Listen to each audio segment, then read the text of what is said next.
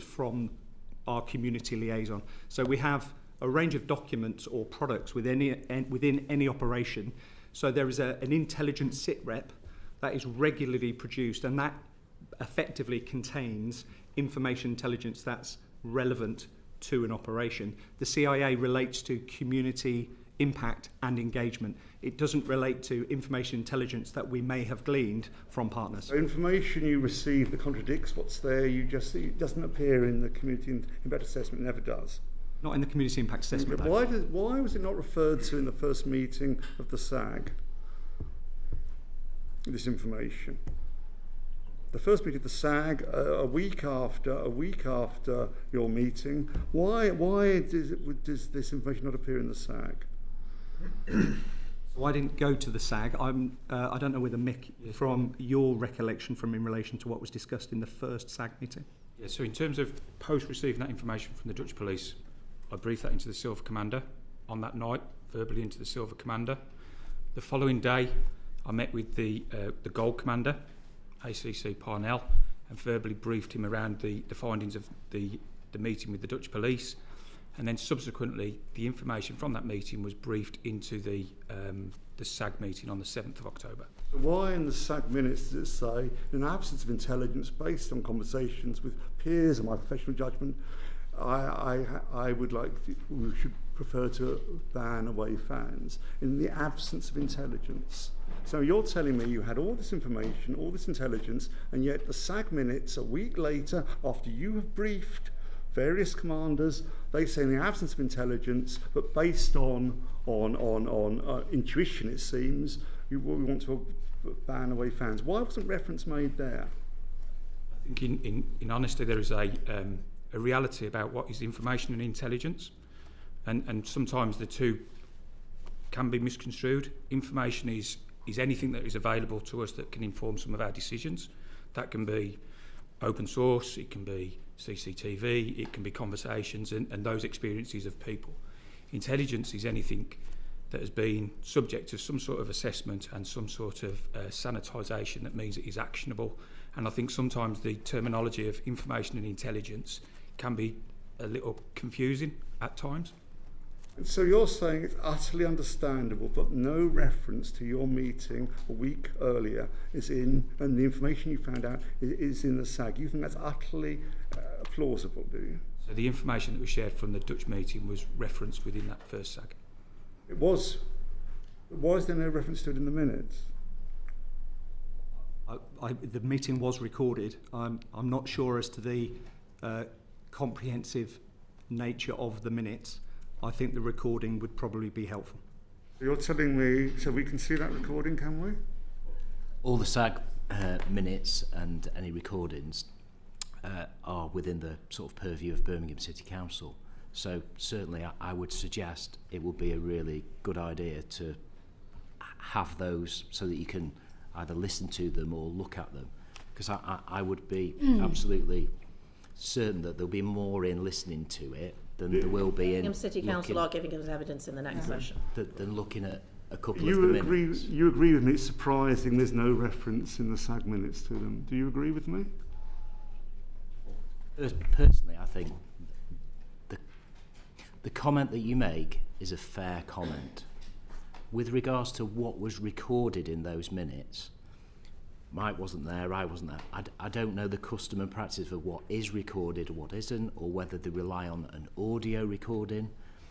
I'm really not sure of that particular element of the process. Okay. But I think the point you make is a fair one, but as the Chief Inspector's just said, it was discussed. I don't know the rationale behind how those words have got into those minutes. I can't help you with that bit. Okay. Well, we'll return that to that with City Council. I'll bring Joni Reid in quickly. Have you read the minutes? We've read a lot. Have you read the minutes in which the decision was made? So how did you weren't aware that the intelligence or information wasn't included in those minutes upon which the decision to ban vans was decided?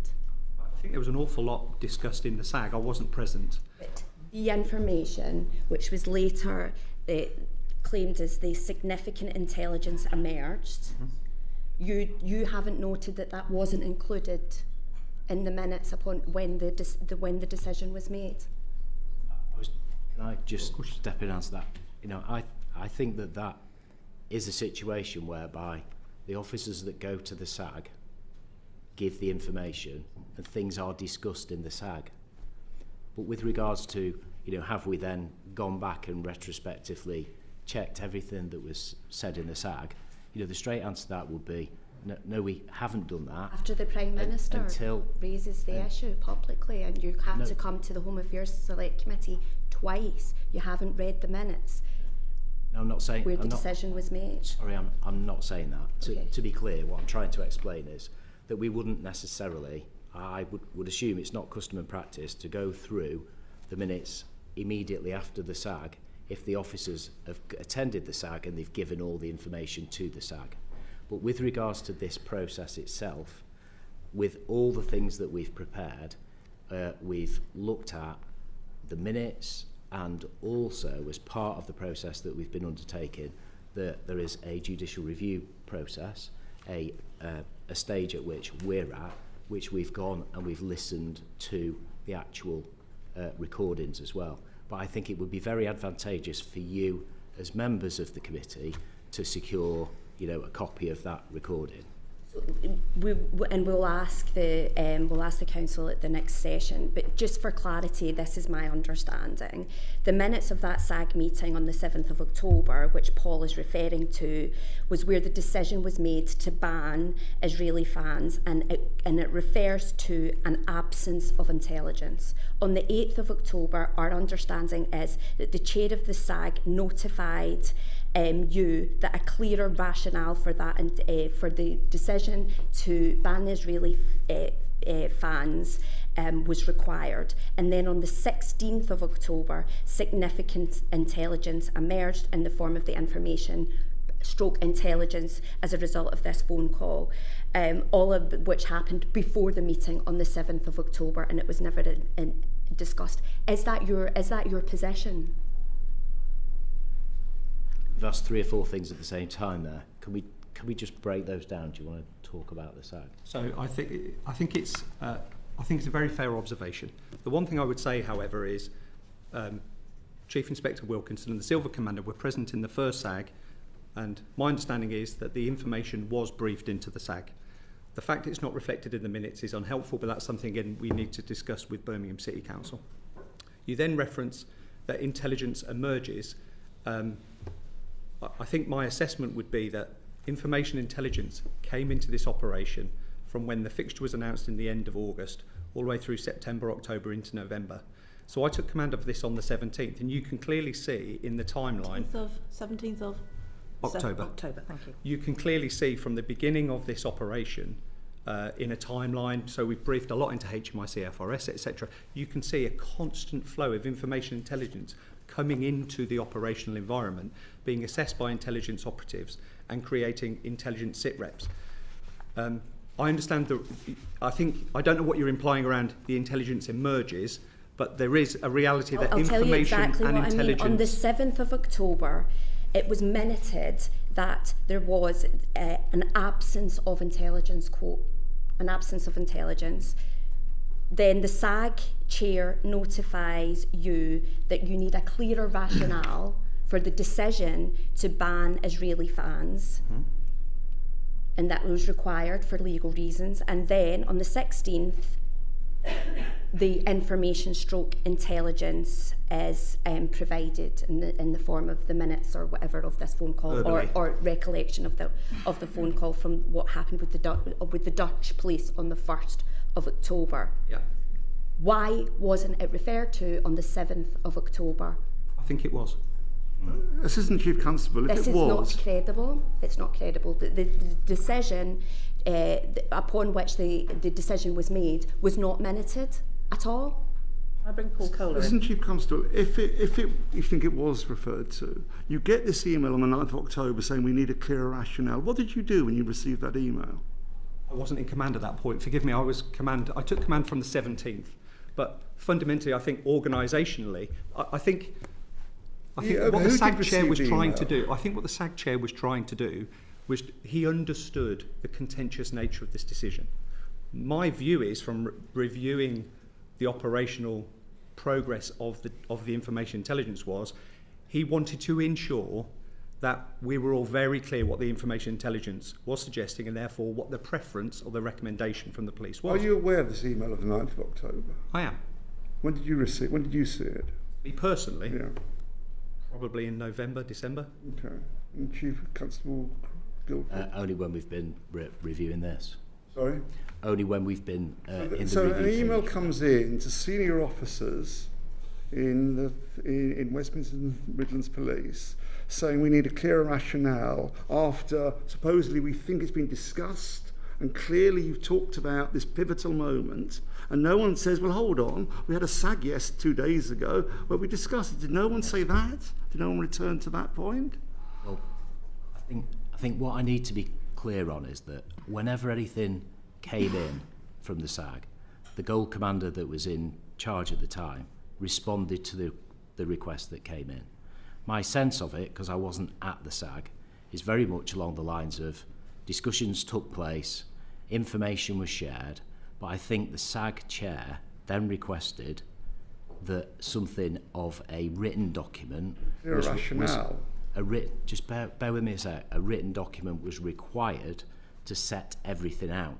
I think that's what was required. But when it comes does to not ask for a document, it asks for a clearer rationale, i.e. there was no rationale at that point. I don't think that was the case. I think the officers that went there participated in that process, and the SAG chair listened to what was said. It was discussed at the SAG, and following that, a couple of days later, I think that request came out, and then you can see in the chronology, we then sent, I think, more of a written document which set out some further detail. Mm-hmm. But please, you know, for the purposes of what we are trying to get to the bottom of, what you are trying to get to the bottom of, it will probably be important to ask the SAG around that, because I wasn't there and ACC O'Hara wasn't there. Okay, thank you. Lord Mann's report. In the last session, you told us that we did not have sight of it. Is that entirely accurate? Yes, it never was sent to ourselves. Never. Then why is it referenced in the community impact assessment? Bizarrely, something which is not about the community, despite what you told me a few minutes ago, but it's referenced in the community impact assessment. Why, if you did not have sight of it? Yeah, well, So with the community meeting on the 20th of October, which took place in the evening, that was referenced by a community member, a Jewish community member, about Lord Mann's report. And the Community Bronze Chief Inspector Tim Robinson made a note of the feedback from the community and put it into the CIS. It was circulated. It was No, it says here circulated. Yeah, that is what was said by the member of the community in the community meeting. So the community impact assessment says it was circulated, and you're saying it doesn't mean it was circulated. What does it mean? So I was present in the community meeting on the evening of the 20th of October, and a member of the community, in the community meeting that took place at police headquarters, referenced that Lord Mann's report had been circulated. That was noted by our Chief Inspector. Why do you note doubts to the report's accuracy and whether it's a bit late? What's all that about? Why were there doubts about its accuracy at that point? I don't know. That's in there. It's recorded in this document, but you don't know why. Oh, I imagine that would be the assessment of the Community Bronze Commander.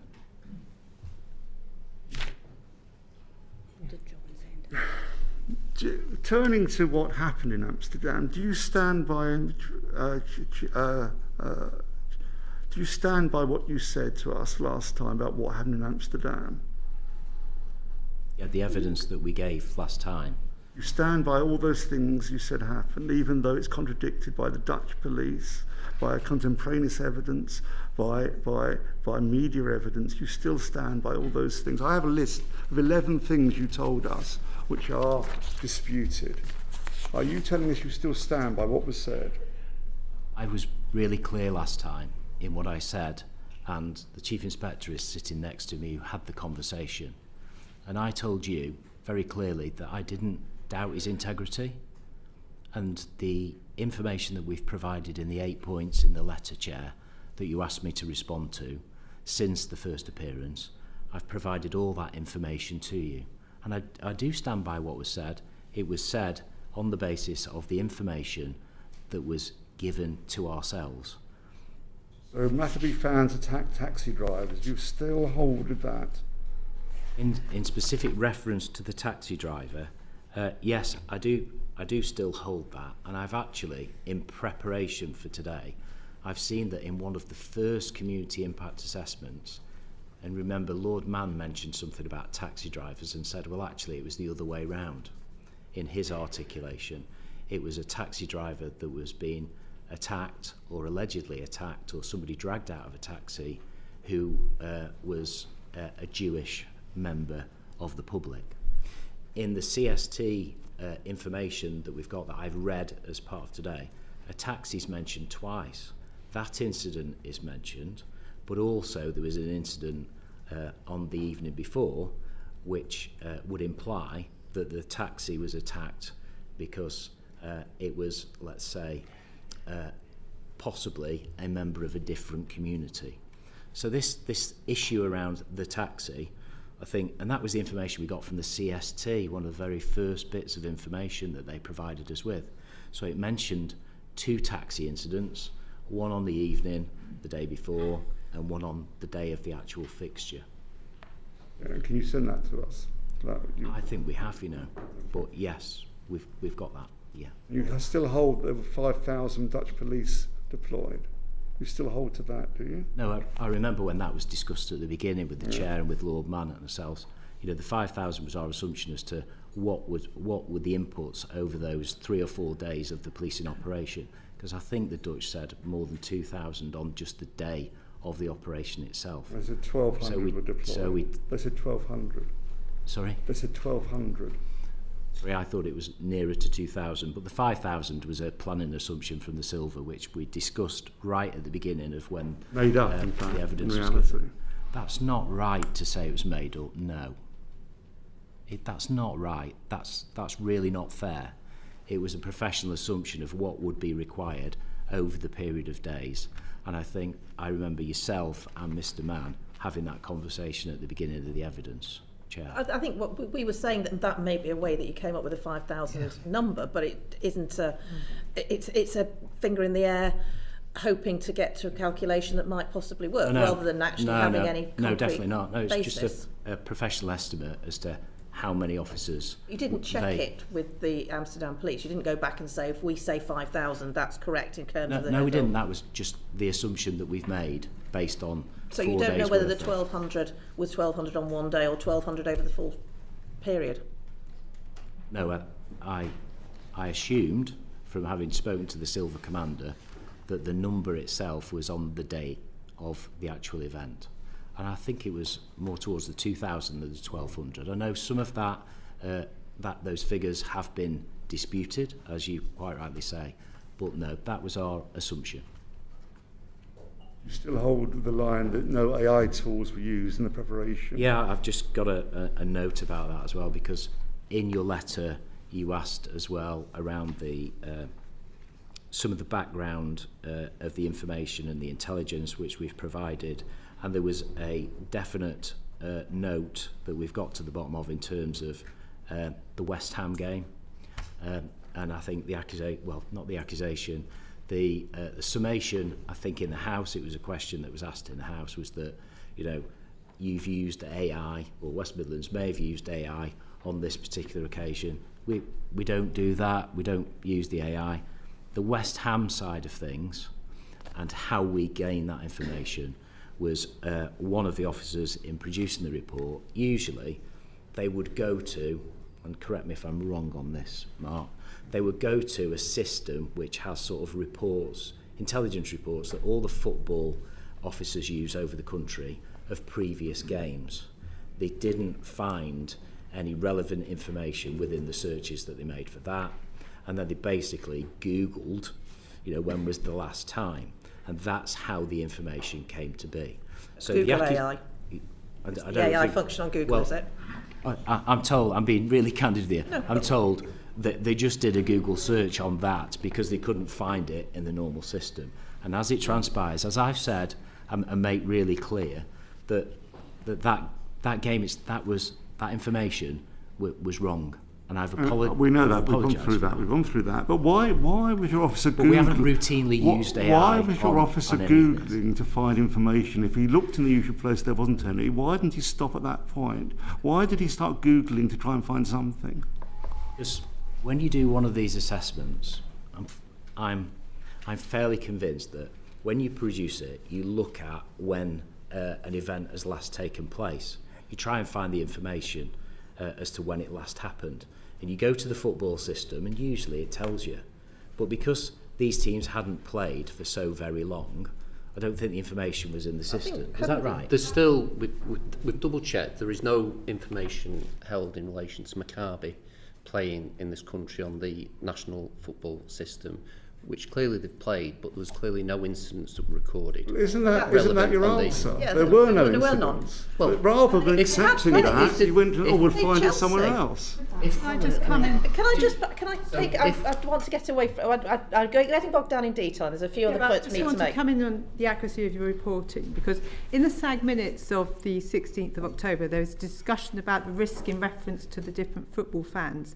When talking about the Maccabi fan base, incidents in Italy, Norway and Holland were referenced, but none of these incidents involved Maccabi fans. For example, in Italy, it involved Beata Jerusalem. In Norway, it involved the Israeli national football team. And in Holland, it was the Israeli baseball team. And in fact, both of them was pro-Palestine protest rather than Israeli fan bad behaviour. So you're using evidence that did not actually relate to Maccabi Tel Aviv to highlight a risk to the community, which I don't think actually existed. Can I also ask, you stated that Lord Mann had said that a Jewish person was dragged out of a taxi as part of his report. Can you point to exactly where that's said? Because we've been through the reports and we can't find that. Can I assist on that, Chair? Thank you. So I've obviously seen Lord Mann's report.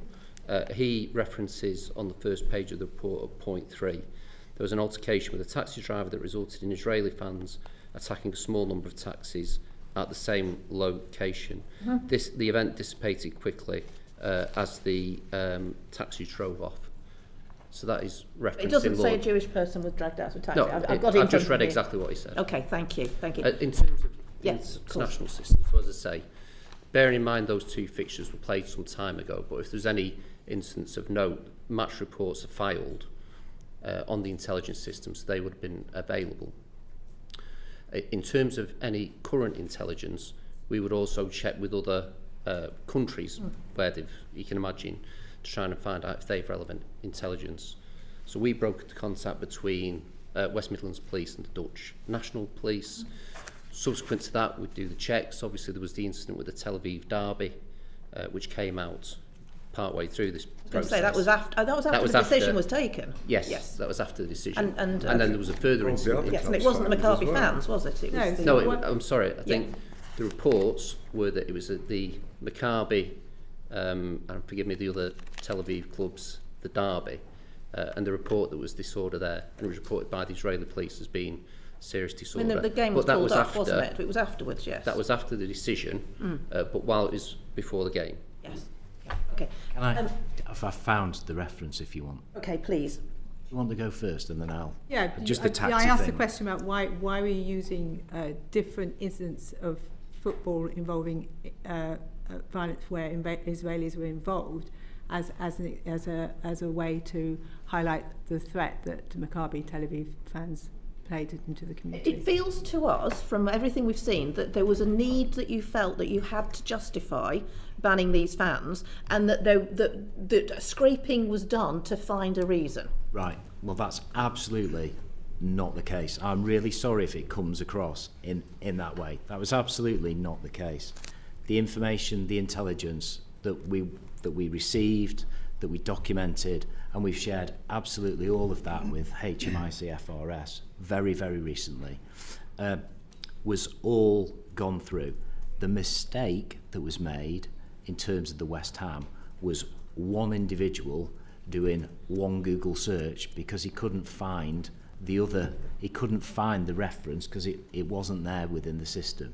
But can I Do you want to just answer I've just that got question? A couple of points just Mr. to try and Squire? help a little bit if possible. So, open source research is not unusual in police information and intelligence gathering, and it's specifically called out in the public order, public safety authorised professional practice as good practice to do online open source research. So that is not unusual.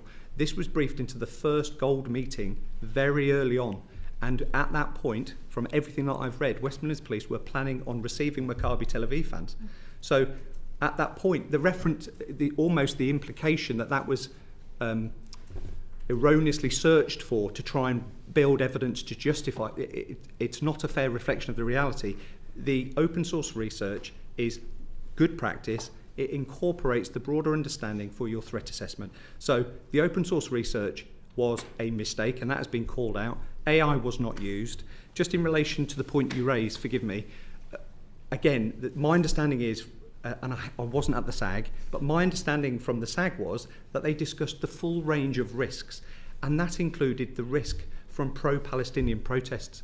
So my understanding is that if you look at the intelligence picture and the information develop over time, it was clear that there were people locally who were very unhappy about Maccabi Tel Aviv coming to Birmingham, and that there were threats, and there was information intelligence of those threats. So we had the rising tide of concern locally, and then we had the additional information about Maccabi Tel Aviv and the potential threat of them attacking community members as opposed to rival fans.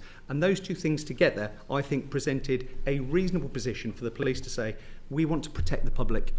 And this was about a reasonable decision to try to protect the public. Can I bring Joni Reid in? It's a question specifically for Mr. Roberts. We've heard a lot about Lord Mann's report. It's one quite concrete piece of research on the actual football team that we are discussing. When you received the report from Lord Mann, what did you do with it? So first of all, I will say I've had a dialogue with Lord Mann over a number of years. It's always been a very positive dialogue. I think he always comes from a motivated point of view of the fans' perspective, and that's not just over the issues involving Israeli fans, particularly around disabled fans. Is a real champion, so I listen to Lord Mann and we have a good dialogue. That said, in terms of the report, it was marked private and confidential. I made a number of attempts to try and arrange a meeting with him. There were 2 meetings arranged, and I offer no criticism. He's a busy man and things happen, and I understand there was a technology failure on at least one occasion. But we never actually managed to speak, despite a number of attempts to try and speak to him. As I offer it as no criticism, because I speak to Lord Mann a lot, and I think he quite enjoys speaking to me on occasions.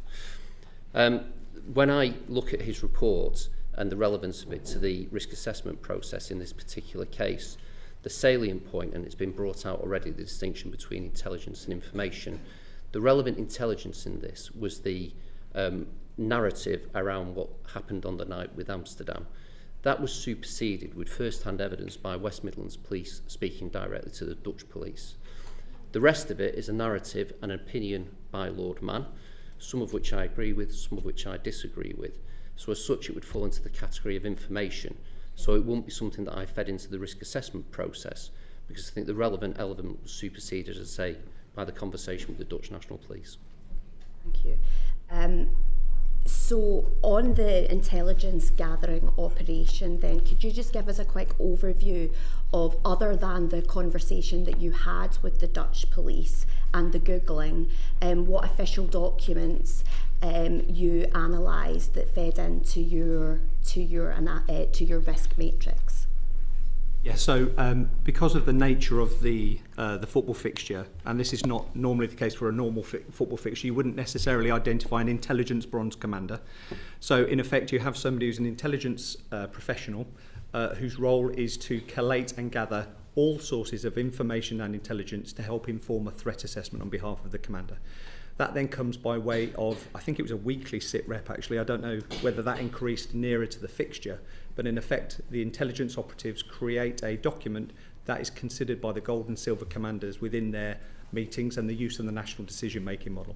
And that contains sensitive intelligence, intelligence flows from a range of sources. Specifically, what do you think was the kind of clincher, other than the conversation that you had with the Dutch police and the open AI Googling information? I wouldn't say there was a clincher. I think it was very clear from looking at the information intelligence flow and the feedback from community. Talk about this intelligence flow. I'm just trying to get a sense of what that intelligence flow and information actually looks like, because from everything that we've read and seen, it boils down to one conversation that wasn't minuted, and some inaccurate information about the football team in question. So can you put us right then? I mean, I'm giving you the opportunity. Tell us what the information and intelligence was. comes in a range of forms.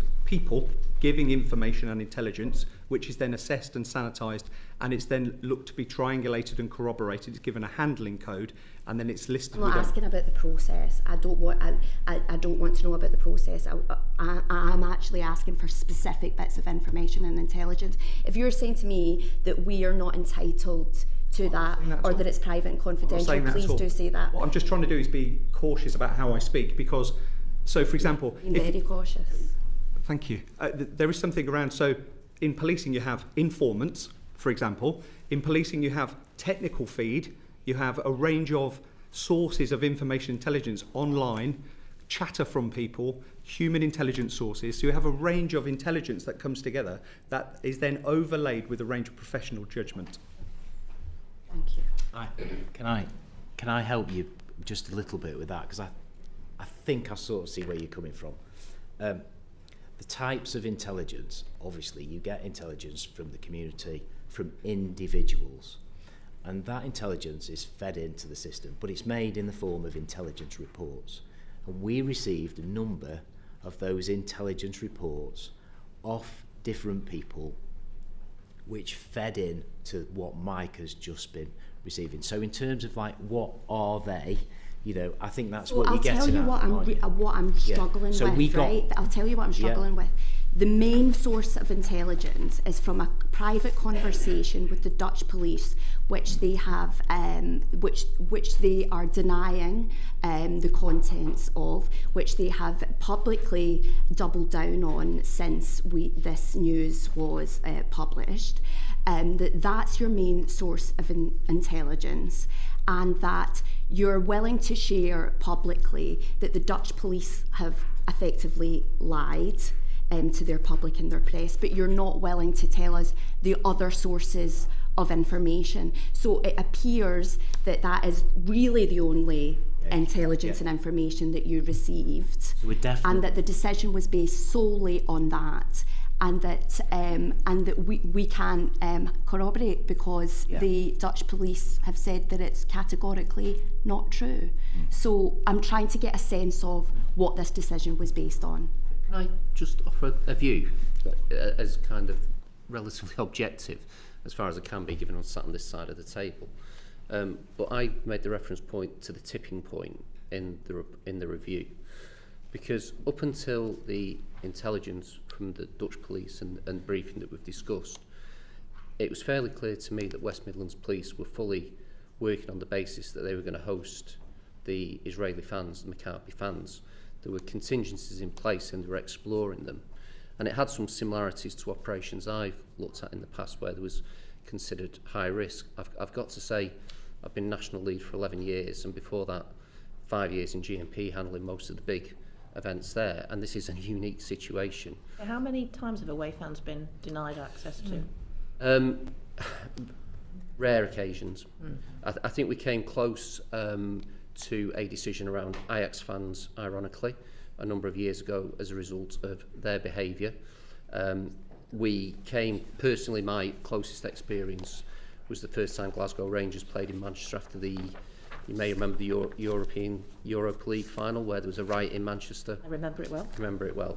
The next time Glasgow Rangers got drawn to play in Manchester was against Manchester United, and there were real concerns there, and one of the options we considered was banning Glasgow Rangers fans.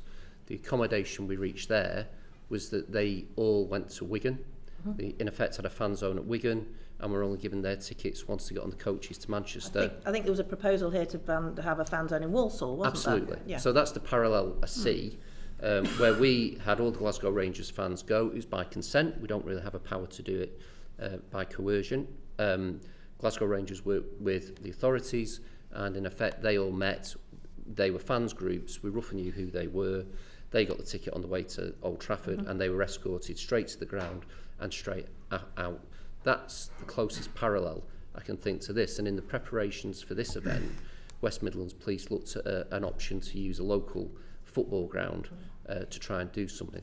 So I think it was clear that from the initial point up until the point of the Dutch intelligence, the plan was to host the fans.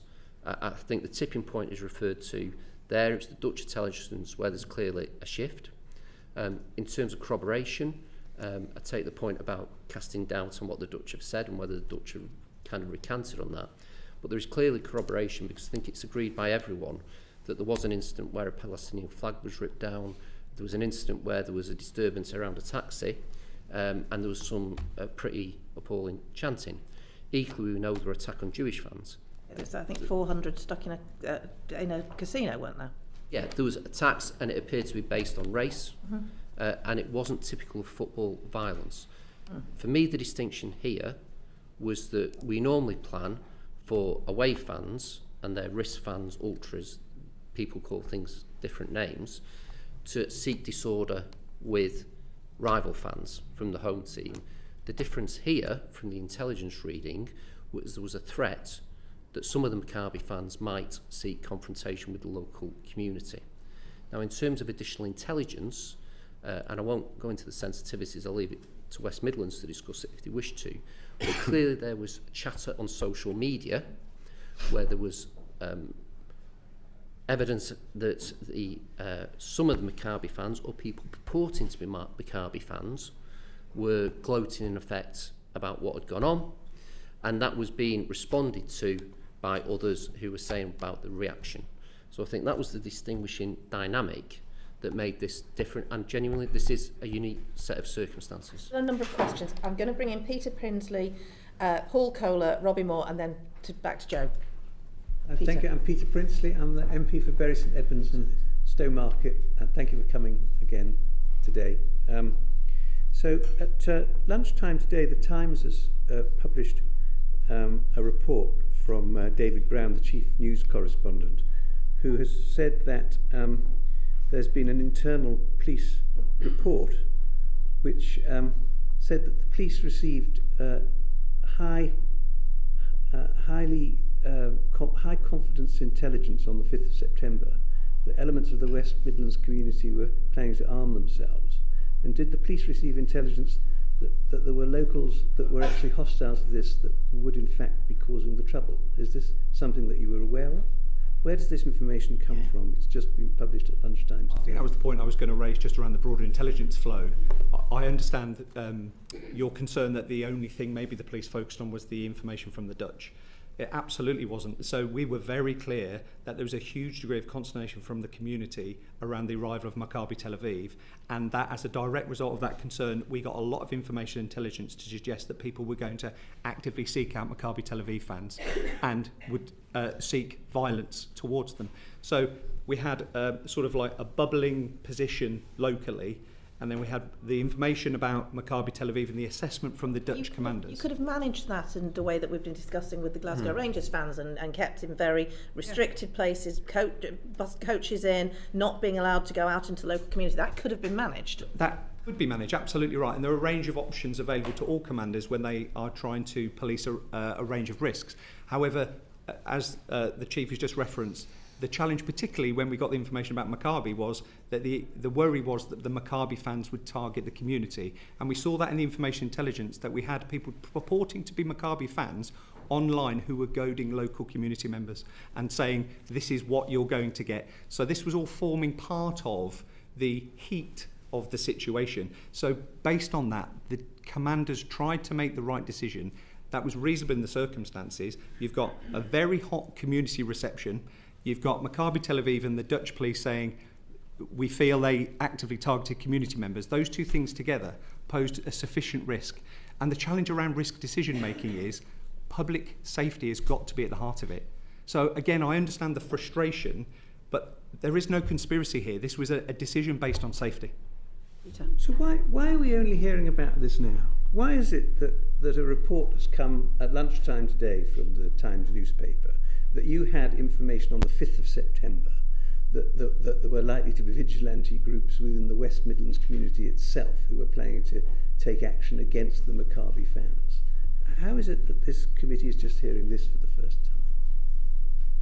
Well, I think this is the first time specifically that you've asked for that detail.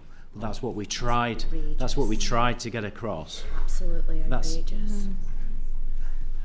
This is the first time that you. I think to be clear, we have wanted to get to the bottom of this and understand why the decision was taken that you did. We would like very much for you to be able to demonstrate to us that this was done entirely on a risk-based matter for public safety, etc., etc.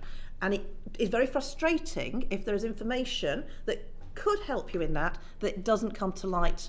Understood. Up front. And I don't think we should have to ask specifically for every single piece of information if you have things that you could give us that would assist us in this process.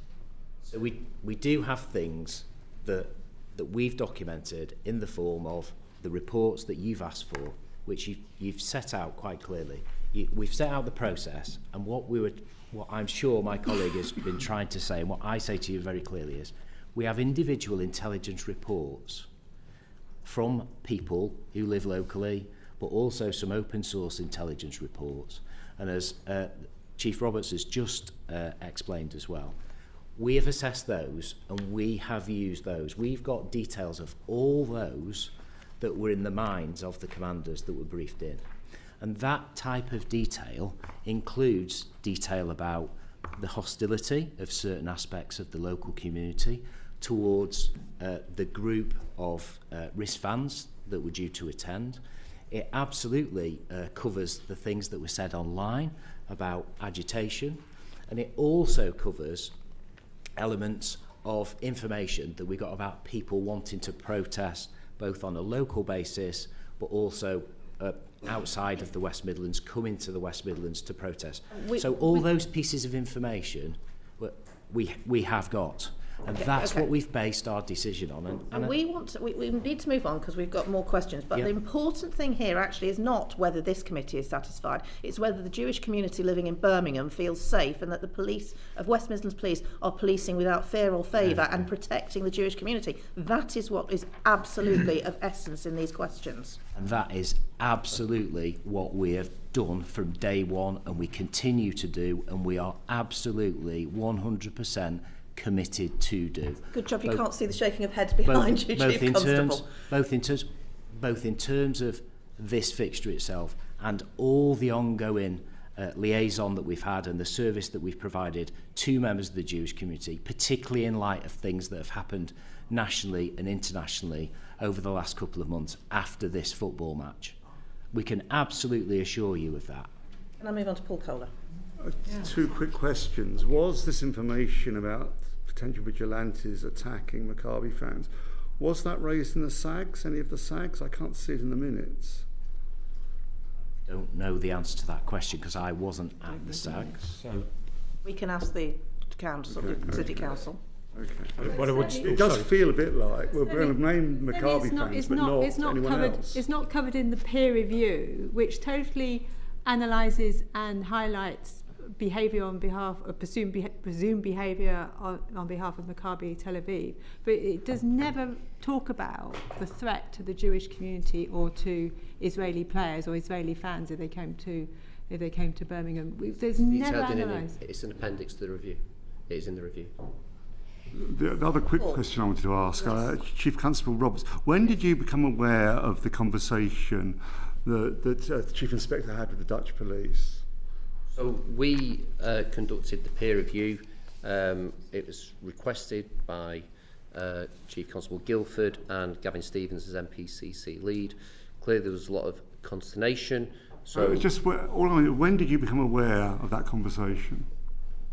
Well, the review was on the 20th of October. You didn't become aware before then? We may have had a conversation about it, but not in any great detail. You told us earlier that you heard him from, because you didn't forward Lord Mann's report, because it was contradicted by information you only heard from on the 20th of October. So why did you not forward Lord Mann's report? It can't be for information you hadn't yet heard. I was aware that West Midlands Police had been in contact with the Dutch police because we brokered the contact via the UKPU. So we'd put them in contact. Yeah. I had an overview that they'd had a conversation, that there'd been concerns raised, and the brief had gone to West Midlands Police. So I'm aware that they'd had the direct contact. But you told us that you didn't forward Lord Mann's report because it'd been contradicted by what? No, I said it'd been superseded. Superseded. Well, but you don't even know its contents till the 20th of October. I was aware that there'd been a conversation. Yes, and but you know what had happened in the conversation. And it had been well publicised anyway. I think anyone with a passing interest knew that there'd been issues in Amsterdam, and that had been flagged up as an issue. I read the detail of the conversation between West Midlands Police and the Dutch Police when we went and did the peer review. So there's a difference between having awareness. The detail in Lord Mann review, the relevant bit was a report from the Dutch Police, the activities that went on and the criminal activity as summarised by Lord Mann. The Dutch Police were in contact with West Midlands Police, so that's the direct intelligence to base a risk assessment on. So you simply didn't forward Lord Mann's report because you knew there'd been a conversation between Chief Inspector and the Dutch Police. I clearly knew the content of Lord Mann's report, and I knew that the West Midlands Police have been in direct contact with the Dutch Police. And that was enough to supersede sending that information to, and you stand by that. Yes. I've got Robbie Moore, then Jenny Reid, then we move on to Joe White. Yes, thank you. I think what we're all struggling to understand is the lack of continuity between what has been reported by the mayoralty in the Dutch authorities and what's then been reiterated to us through the correspondence you sent to us since the last committee. So the Dutch police are clearly saying in their evidence that's been provided on the Wednesday night before that effectively the instigators were threats of aggression and threats towards Israelis through social media postings.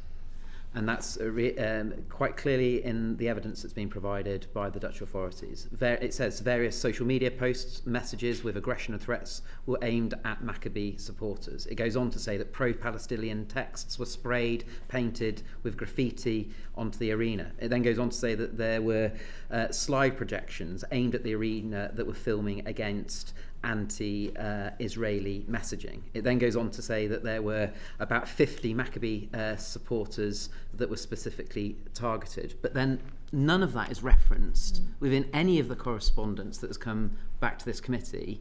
In fact, it says the contrary, in that it was Israeli fans that were targeting effectively the Muslim community. So why is there such a contradictory of evidence that has been provided? That's what simply I cannot get my head around, because that's what, in essence, is incredibly worrying to the committee, that there's just everything is contradicting itself. Who are we to believe? It seems very much to me that it's almost like a retrofitting of the evidence to try and back up ultimately the decision that was concluded. I can speak to the peer review, and the peer review clearly says there are conflicting reports surrounding this disorder. There were strong accusations of anti-Semitism, with attackers targeting the Maccabi supporters because they are Israeli/Jewish. Other reports state that the Maccabi supporters were ripping down Palestinian flags, etc. So certainly in the peer review, and that was information from West Midlands Police, we acknowledge there was hostile acts on both sides. And I think I'll go on to clarify, it is very difficult to actually give a definitive of who did what first. Was that presented to the SAG? Was that it? No, that was the peer review. Peer review, but was it presented to the SAG? What the Dutch police said about the attacks on and the threats to Maccabi fans? So no answer. The point being, it's very unclear to us that the evidence that's been presented by the Dutch authorities is very different to the analogy of events that took place, and dare I say, which side was against one another in the evidence that's been provided by West Midlands. Can I just clarify, what evidence are you referring to? Right, so the Dutch police, have they provided that HASC? So the mayoralty within for the Dutch. There are a number of reports that relate to Amsterdam. So you've got an inspectorate report, you've got the mayoral report, So there are a range of reports. And I think it's the report that came out, which was dated the 11th of November 2024. It recounts the troubles on the Amsterdam match. It goes through the course of the Wednesday evening and night and the police action that was taken. This is a report that was commissioned by the Mayor of Amsterdam.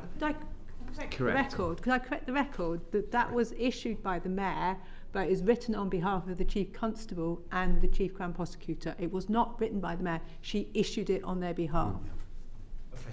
Okay. So why are there different perspectives? I'd imagine because it was a 3-day, very complicated policing operation. All we can do is report on what the Dutch commanders briefed us personally on. That's not all you can do. You can go look at the other bits of evidence. Look at the published I'm sorry, but you are capable of doing more than that. No, you are right. You're absolutely right. I just think there's something around. We've had a personal one-to-one conversation with Dutch commanders who briefed us around the challenges they faced in policing 3 days of extreme violence across the city of Amsterdam. I acknowledge there are a range of perceptions and views and different reports that contribute to that. But our assessment was we've got growing community tension. We've got the arrival of Maccabi Tel Aviv, whose hooligan element within the Ultras we were concerned about, and those two things meant... We were told the Ultras weren't coming. We were told last time... We were never told that. Lord Mann said he believed that he was briefed by Maccabi Tel Aviv the Ultras were never coming. We were never briefed that the Ultras were not coming. Was the question asked? Chair, can I just... One of the difficulties in this, normally when we have any sort of fixture with European teams, the UKPU, which is the National Football Intelligence Point, forgive me if I'm telling you something you know, would liaise directly with their opposite numbers in the foreign country. Israel doesn't have an NFIP, so we attempted to broker that contact via the Foreign Office on 2 occasions and weren't able to do so. We've seen that in the peer review, how disappointing it is that there wasn't that. Yeah, it's a missed opportunity.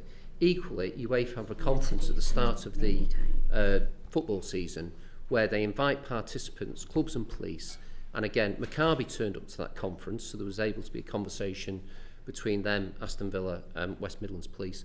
The Israeli police, again, didn't turn up, and normally you would have a pre-visit to an away game where the police would visit with the club and assess the security positions. The fact that there was no direct contact with the Israeli police made that more challenging, because we can't always, and this isn't specific to Israeli teams, we've had problems with people from different countries. We can't always rely on what a club tells us.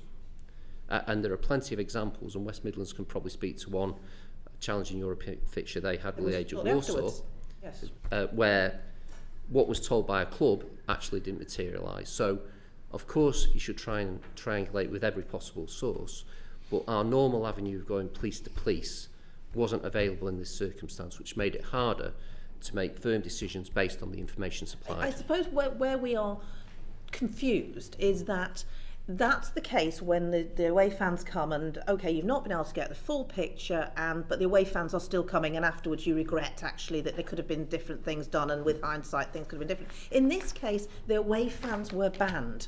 That is a different situation, and the thing that is puzzling us is why there weren't extra steps taken to confirm why, in this case, the extraordinary and very out of the ordinary decision to ban the away fans was taken without picking up the phone to Israeli police. And maybe you tried, and we've not had that information. Perhaps you did try, without having those conversations with Maccabi Tel Aviv.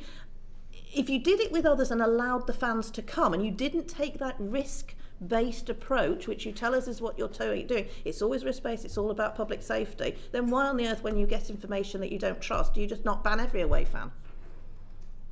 Well, we'd never do that. And I'm just trying to pick up on some of the questions that you asked as well. What troubles me as Chief is similar to what you've said, which is we have a conversation with 3 commanders, the 3 people that were involved from the Dutch side. And that information was clearly very concerning to us. That information was first-hand, from the horse's mouth, from a fellow professional. And that information itself, at the time it was given, we were not, there was not a commentary to the contrary by those people. I don't know why they've made the comments that they've said. I'm not sitting here and saying, oh, some of my colleagues in Holland are lying or anything like that. All I'm saying is we were provided with that information, and we've assessed that information, we've documented it. I've seen the notes that were made in the email, and it was really quite important information which clearly had an impact on the commanders and their assessment of the overall risk. So why is that so different to the commentary that's been provided in the report from the Dutch? I honestly do not know why. I can only tell you what we've been told by our fellow professionals. That is the straightforward answer to a straightforward question. In terms of some signalling, and I appreciate your Can I just before, when we have that level of uncertainty, then compounded with the information that we've received. I haven't finished yet, sorry.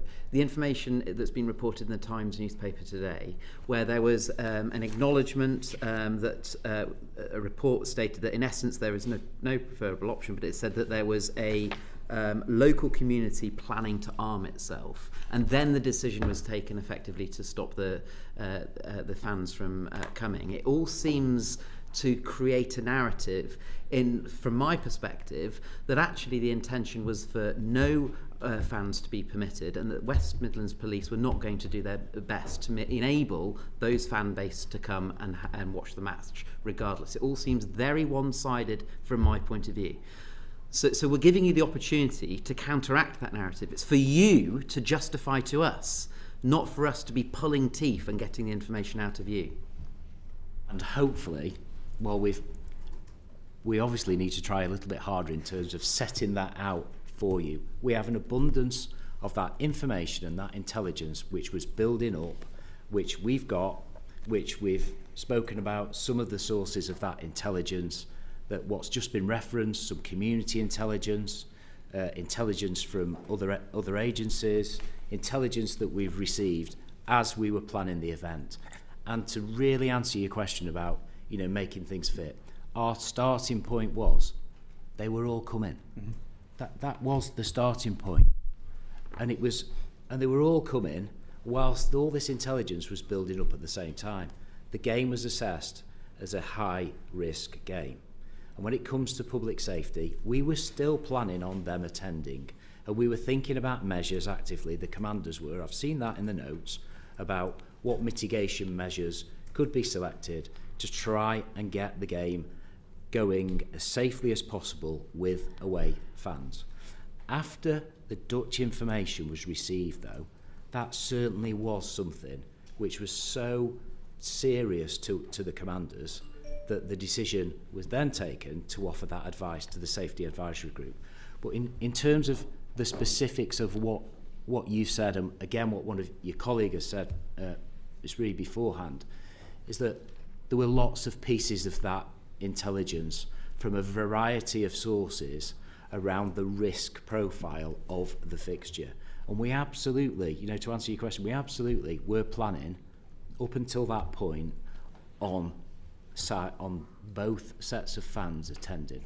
We absolutely were. We're going to move on from the intelligence at the moment, but let's be absolutely clear. What you're saying is that you wanted the fans to come, you were trying to find a way for the fans to come. This one phone call and the Google search were the things that confirmed to you that this was now no longer viable. There's nothing to do with the Google search. That's completely irrelevant. Chair, can I, just in terms of, I've got to say, it's really unusual in all the big matches I've seen, I'm talking Champions League finals and things like that, for a gold, silver and bronze commander from a foreign force to come on a meeting. The Amsterdam police, I've seen them firsthand deal with an awful lot of football violence. The Ajax risk group, one of the worst I've ever seen, come to the UK. For them to be bothered, there's an issue, because they can deal with serious football violence. Did they proactively reach out to West Midlands Police and say, we want to talk to you about this? Or we were aware, and it comes back to the point that there have been issues with Maccabi via the UKFPU, which is why we brokered the contact, because they had the most recent experience. So the contact started from the UK side? I can't remember whether West Midlands asked UKFPU or UKFPU proactively did it. But the way it works is we will broker the contact with our opposite numbers in the Netherlands. The Netherlands are very good to work with. They, via their NFIP, will get in touch with the match commanders. The meeting was then arranged for West Midlands to speak firsthand. But as I say, for a sitting in a country that are very used to dealing with big events, for a gold, silver and bronze commander to turn up to speak to their English counterparts, there was clearly a pretty significant level of concern. Not by Zoom. Joni Reid and Peter Prinsley, and then we must move on to other matters. Joni.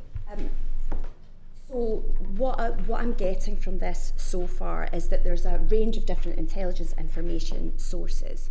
But correct me if I'm wrong, it feels that what you have done in that process is suppressed information that isn't consistent with the decision that you've made in intelligence, and released and published information which supports the decision to ban the away fans.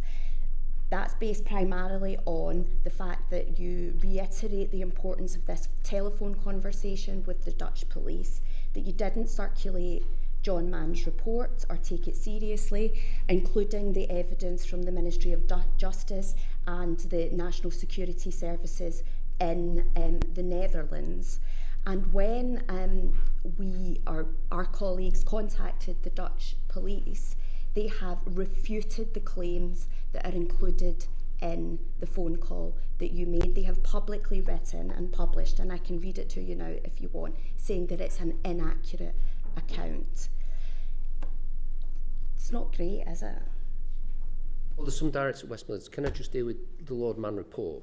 There is nothing in the Lord Mann report that would have affected the decision. Yeah, I'm saying that decision, that circulating that information didn't happen, but you did decide to release publicly the decision and the conversation that you had with the Dutch police, the private conversation which wasn't minuted, but you have suppressed the report that's in the Times today. You didn't send that to us, nor did you release it to the press or the media. Or anything that contradicts your decision that you've made. So that's what it looks like from...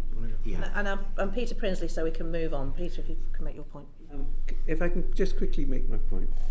Look, central to this discussion that we're having is the question of whether there was political pressure put onto the Safety Advisory Group of the Birmingham City Council, who then made a decision and asked the police to justify this. What people are wondering is, was information then created by the police to support a decision that the Safety Advisory Group made as a result of political pressure that was coming from citizens of Birmingham and from a particular Birmingham MP? And I think that's the thing that we're all wondering. And I'm not sure that the last hour or so has thrown any light on that absolutely central question. Was there political interference in this decision to ban the Maccabi fans? Well, I think you suggested at the last meeting, Chief Constable, that there might be political pressure being put on the Dutch police. So if there can be political pressure put on the Dutch police, it does feel slightly contradictory if it's not put onto our police. Two things briefly. After today, because we've done the same for HMIC, we'll go through all the intelligence that we've got and we'll try and do a sanitised précis of every piece of intelligence to give to you. So you can see what we had, what we were working on, right? Number one. Number two, I think that is a really important question. It's a really important democratic question. And last time I answered that and I gave a very similar answer. From everything that I've read and the commanders that I spoke to, I do not believe that there was political influence on that decision. I don't believe that to be the case. I believe the information that we provided and the advice provided to the SAG and the decision making by the SAG and all those round the table in the SAG, please ask this of people that come in after us. We will. And please get the audio of the SAG. I am sure that the SAG chair took into account what people thought. My personal opinion is there wasn't any political interference. I think there would have... You did meet the MP? Sorry, did I? West Midlands Police did meet the local MP? Yeah. At their request? They did, and that was the local MP for the area. Yeah, absolutely. We discussed that last time. That, by its very nature, is political pressure. I'm sure, you know, opinion formers of all sides wanted to do their influencing. But from my perspective as chief, I think your question is absolutely spot on. And my honest personal opinion is that the decision wasn't influenced by politics. Lots of local politicians and local members of the community, I'm sure, wanted to try and influence it, but I honestly don't think it was influenced. Can we move on to some specific questions about the peer review and Joe White? Yeah. So your peer review, Mr. Roberts, you confirmed that the meeting with the Dutch police was a tipping point for the West Midlands Police's approach to the fixtures. Do you think a single verbal intelligence briefing was sufficient to support this fundamental change in approach? And we've already covered this, but do you think there should be more of a more in-depth investigation, particularly as we all know, a number of reports have come out since the match in 2024, including I've seen reports from the Chief Constable, Dutch Police Constable, actually speaking on the radio, on the TV, regarding her personal perspective of what happened. So, which is very different to the reports, the report that was given to the West Midlands Police. So, you always want more intelligence, but the peer review was based at the time when the decision had been made by the SAG, and the ask from Craig was that initial decision a reasonable one? And secondly, what were the options then? So the report was in two halves. Based on the intelligence and the threat posed by the Dutch report, as provided to the peer review, I formed the view that it was a reasonable decision to seek the banning of away fans in the circumstances, the distinction being the potential threat by the visiting fans to the local community and the reaction that could provoke. So in terms of, was it a reasonable response on the span of reasonableness? Yes, I think that was a reasonable response. Information from police colleagues, even if it's only one incident report, is something that we'd always place high value on. So I know you'll be aware that we're visiting Manchester City in a few weeks' time, and I understand that you're a season ticket holder.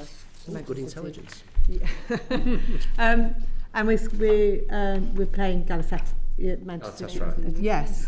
So there were 2 murders in Leeds. Yeah. Yes. And obviously that's a team that hasn't been allowed to come to the UK on countless times since that occasion. So what security assessments would you give to that team coming to the UK? Well, that security assessment is going to be done. We will provide intelligence as best we can, working with the Turkish authorities, and that'll be up for JMP to do the threat assessment. Times change, the behaviour of fans changes. With the background, I think going to Istanbul is a different risk to Galatasaray coming to this country. We still have issues with the way English fans are treated in Istanbul. There are very draconian measures put in place for English fans, and we work hard to try and make sure that the fans are treated appropriately. So there's not a direct read across. Certainly anyone going to Galatasaray would always be a concern to us. Coming to the UK, I'm really confident that GMP will manage it well. So at the end of your peer review assessment, you actually said you believe that the preferred option would have been to bus fans into Aston Villa. So the peer review, as I say, was in two halves. Yeah. The ask from Craig was the original decision a reasonable one? I mean, you can take a view whether it's right, wrong or indifferent. It was a reasonable option. In terms of the prospective view then, the ask was what are the reasonable options going forward? And I gave 4 options.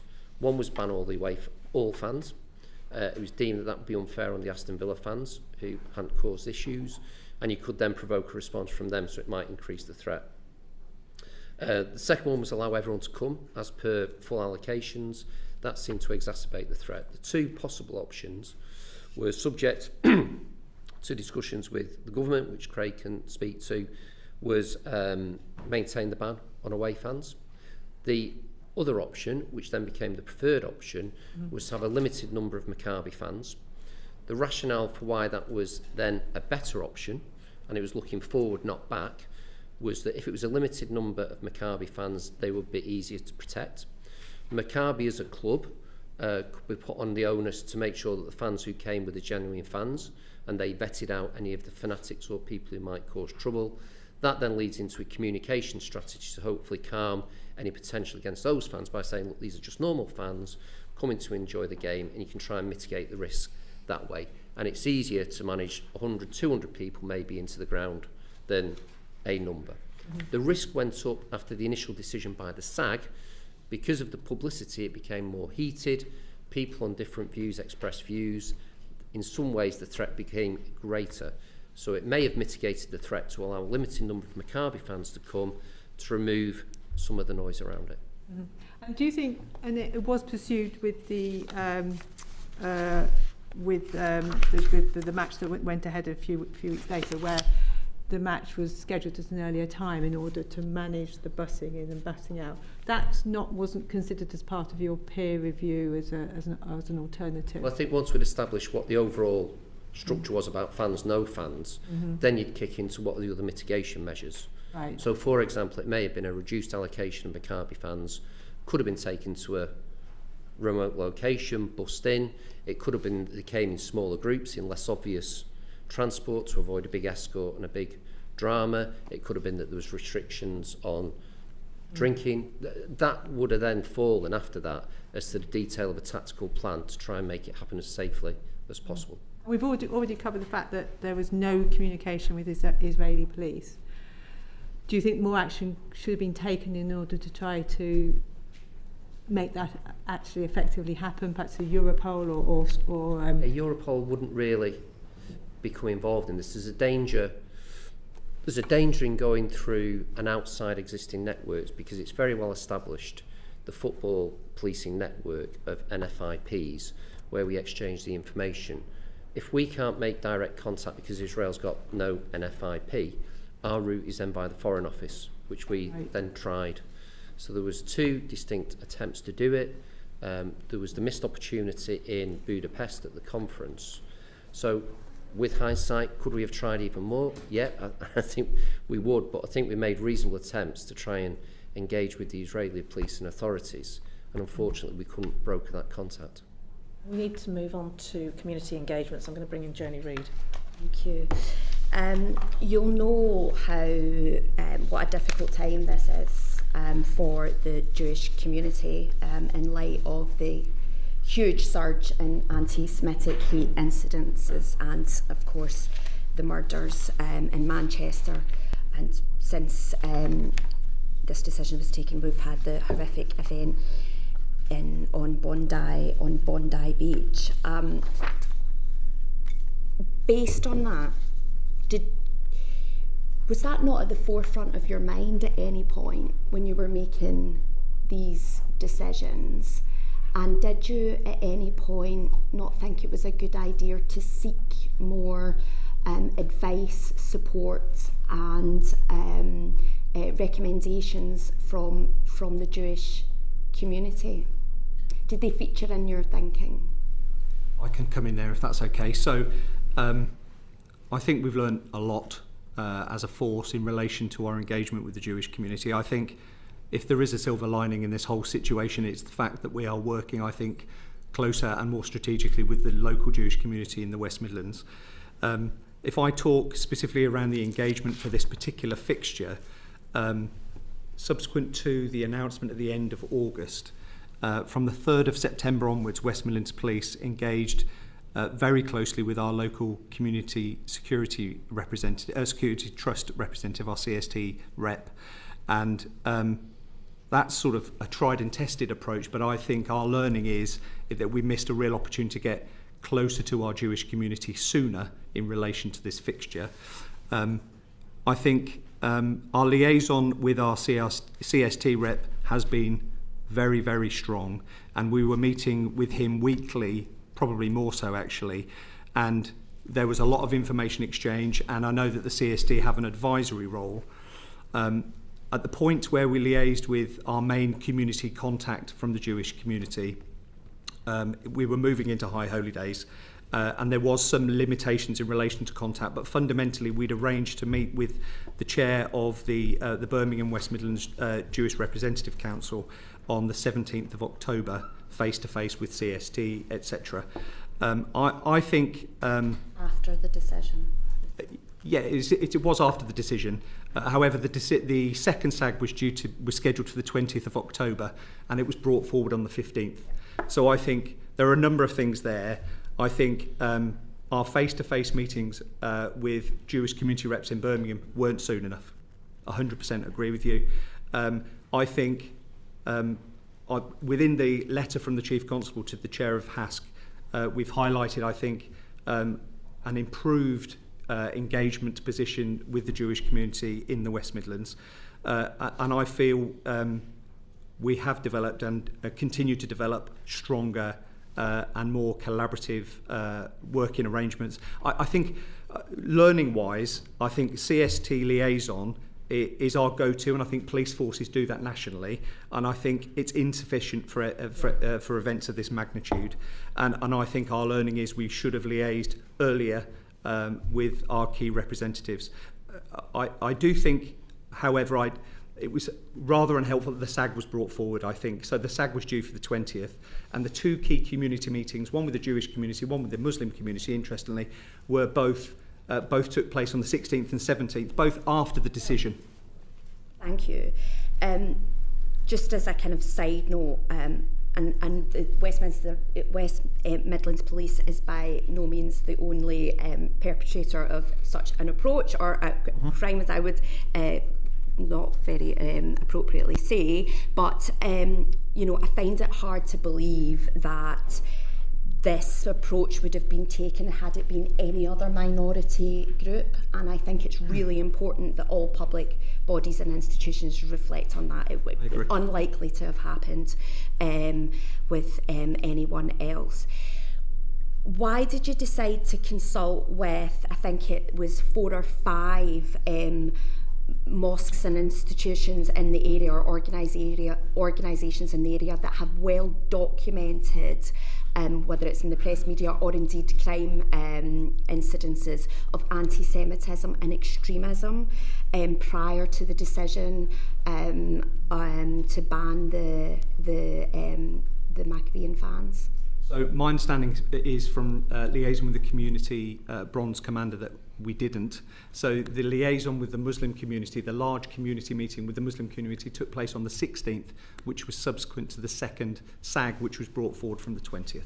So it's incorrect to say then that you consulted and met with various mosques, including ones with a history of anti-Semitism and extremism. That's not the case. So I think there's a difference between consultation and engagement, firstly. Okay. So did you consult with them? So you didn't meet with them, but you did consult with them?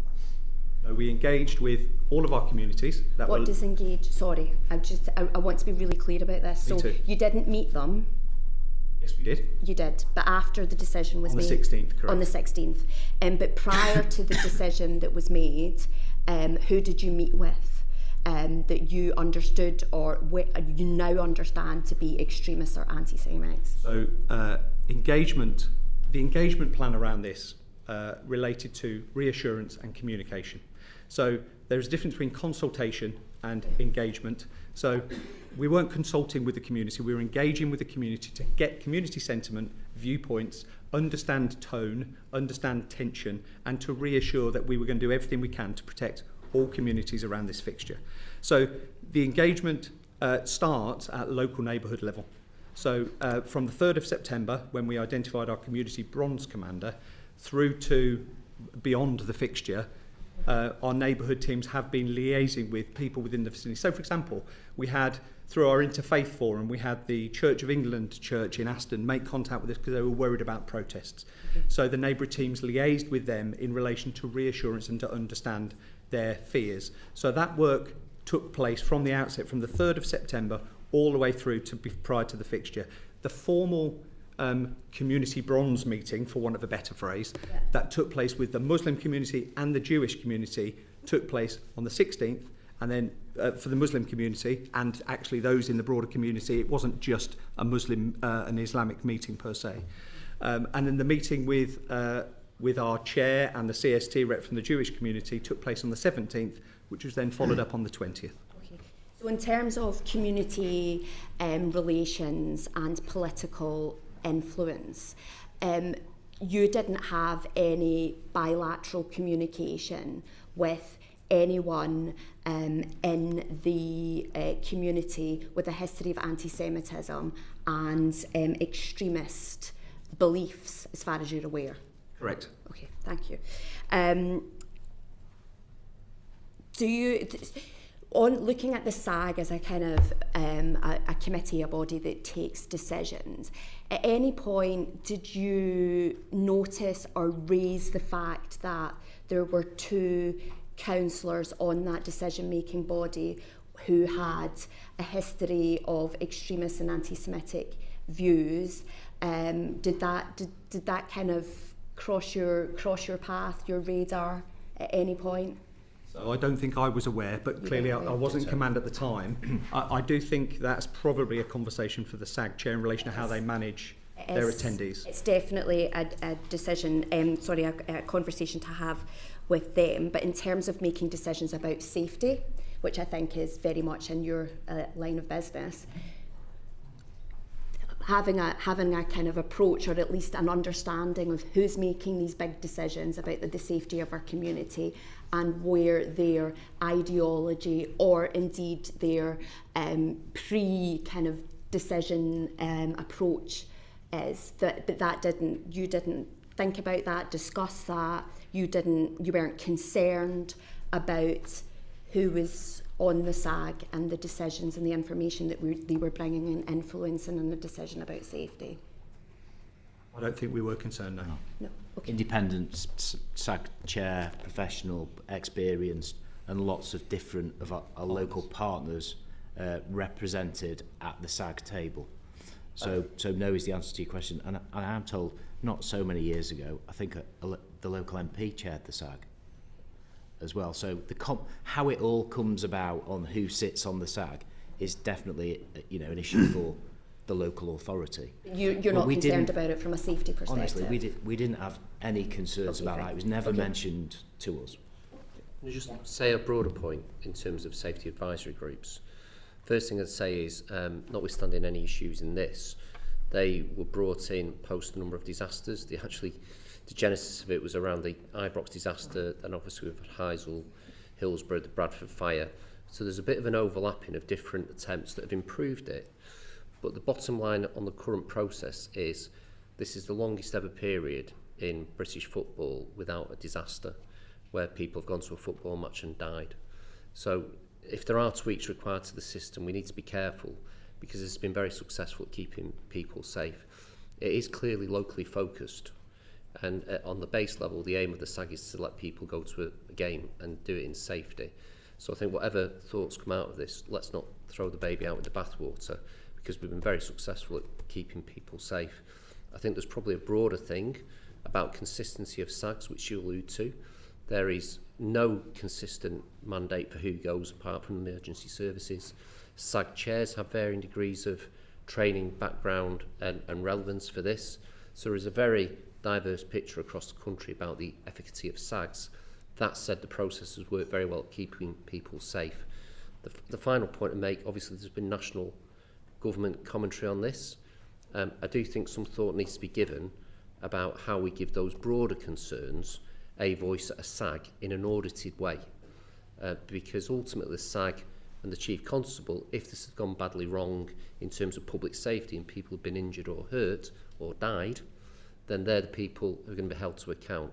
So I think we need to look at a way of updating the system for consistency, but also to give appropriate people the voice. Bearing in mind we've got Euro 28 coming up, where there'll be a lot of commentary. So it needs to be fed in a proper, documented, audited way that I think from the conversation we're having you'd probably agree with. So, we obviously, Baroness Casey did her report following Yes. the incidents at Wembley, and our sister committee, the DCMS committee, is looking at safety advisory groups now as well. But we as a committee will absolutely, this is part of what we're looking at. Joe White wants to come in quickly, and then I'm going to Robin Moore. We're going off in diverting actually, but this is about the way that overarching way that football is managed, because it's responsible for DCMS, responsible for the Home Office, and now you're talking about the FCO. Now, sorry, the FCDO are purely a conduit for us to get information. Okay, but in my view, and it may well become a recommendation that comes out of this our report, is how these issues are managed, because we're getting you know, the security and safety of sites, of football grounds, muddled up with fans and who attends, etc. And I think that there should be very entirely different decision-making processes. It's probably a more in-depth conversation. The remit is safety. A subset of that is security. It's only recently, relatively recently, that the Green Guide's been updated to specifically reference the need to consider crime and disorder and counter-terrorism as a subset of safety. So it's not perfect, but it's a really good system that's kept people safe. So I just think we need a considered approach to make sure it's actually even better. I'm conscious of time. Are you okay for another 5 or 10 minutes? Yeah, I mean, I was just going to say, we've also made recommendations because the HMIC are doing a thematic around SAGs as well. And we've made recommendations based on our learning from this experience into that. So I'm sure that will help contribute, but I absolutely echo those comments. I'm glad that you agree that you need to improve your processes in terms of engaging with the Jewish community and how that affects the decisions that are made. I just point out that at the previous Home Affairs Select Committee we were told that the Jewish community supported the ban, and that, along with very many other things that I was going to go through, but I won't because of time, contradicts what you previously said. So the Jewish community didn't support the ban because you hadn't sufficiently engaged with them.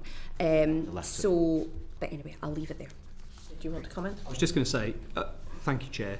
So it was never my intention to misrepresent the views of the Jewish community.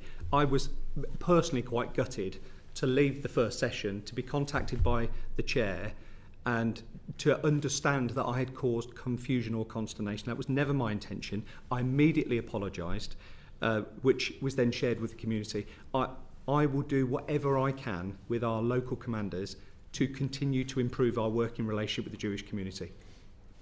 And Mrs. Jacobs is someone that we regularly liaise with, and we are very grateful for the support that she's given us.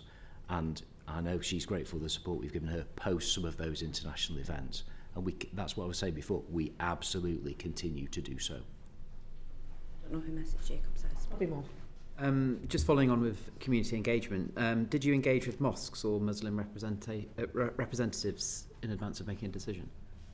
In advance of making the decision, I think we liaised with a range of faiths, community groups and mosques, yes. Including mosques. On what dates did you meet with mosques or Muslim representatives? I've got a full list of community contacts. I can send that to you if you wish, in relation to every single date and time of every communication that took place. That'd be great. It is my understanding that West Midlands Police decided to consult with various mosques, as you've indicated, Engage, not consult, but yeah. Okay, including ones that had a previous documented history of anti-Semitism prior to the decision being made with Maccabi fans. Are you aware that those mosques had that? Not as far as I'm aware, no. No. And is it reasonable to check that those mosques would have had that level of accusation that had been made against them before engaging with them? What we have is that a vicinity or a community that has places of worship, charities, third sector organisations and key contacts, and we liaised with a lot of different people who I'm sure have a range of views, but it wasn't consultation, it was engagement, and there was no pressure in relation to our decision. It was made in relation to public safety.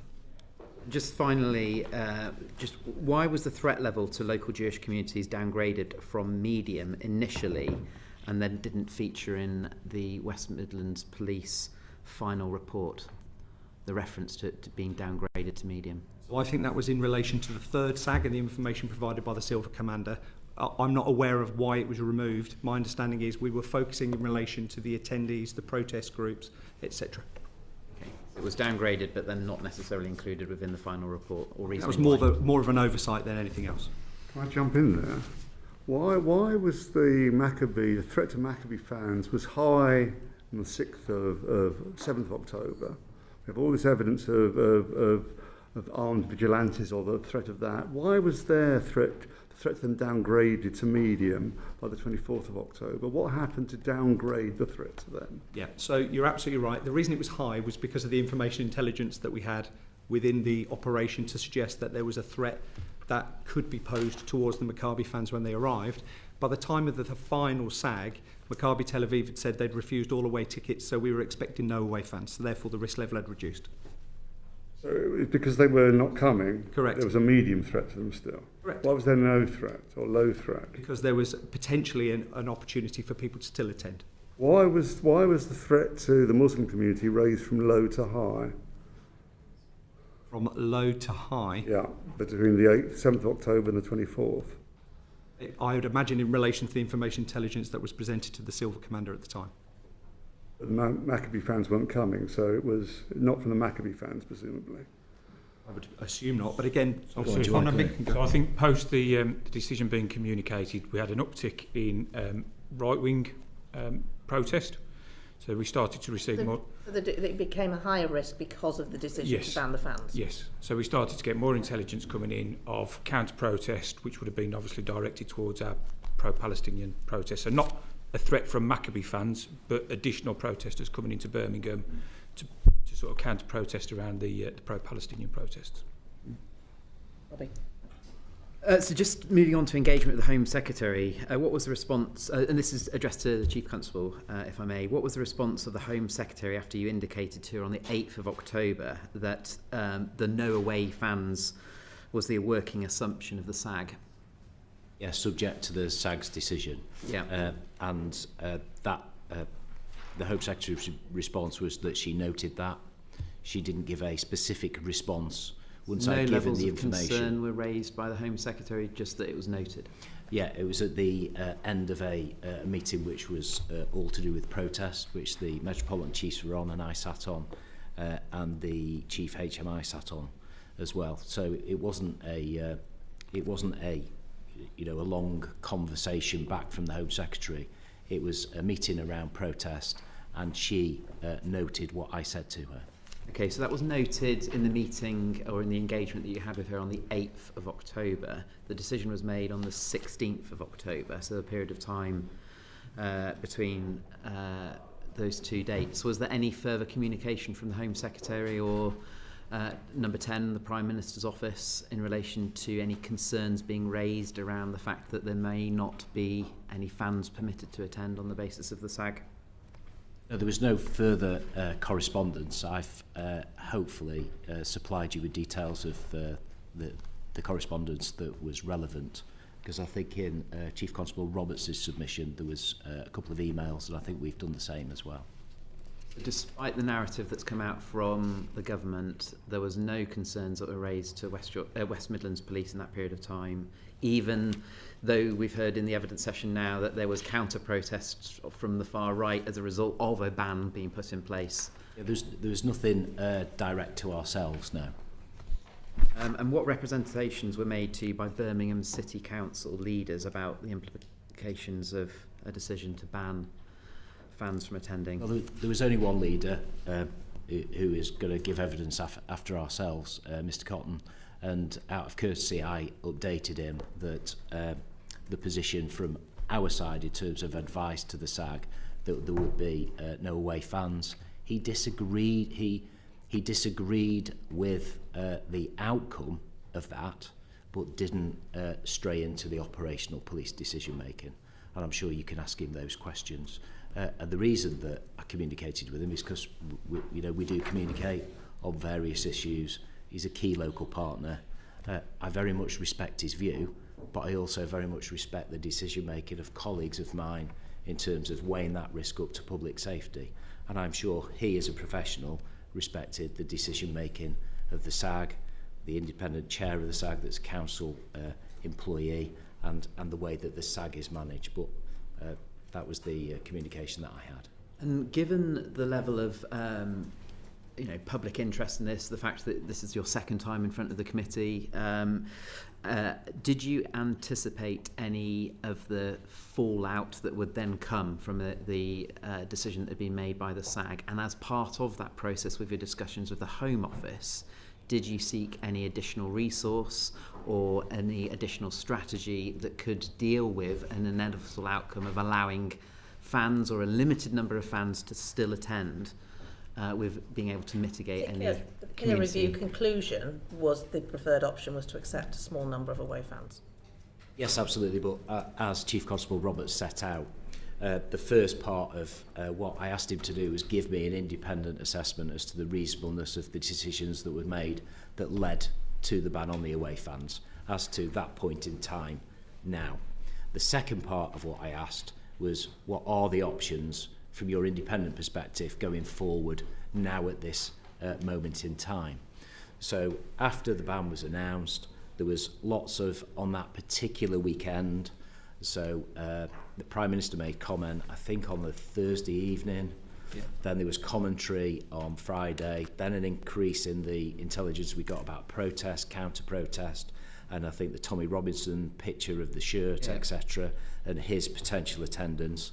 On that weekend itself, I had conversations with Home Office officials with regards to, they asked ourselves to look at what are the options going forward. And as I'd asked Mark, the level of risk had increased because of all that additional protest, intelligence, and who was likely to come, etc.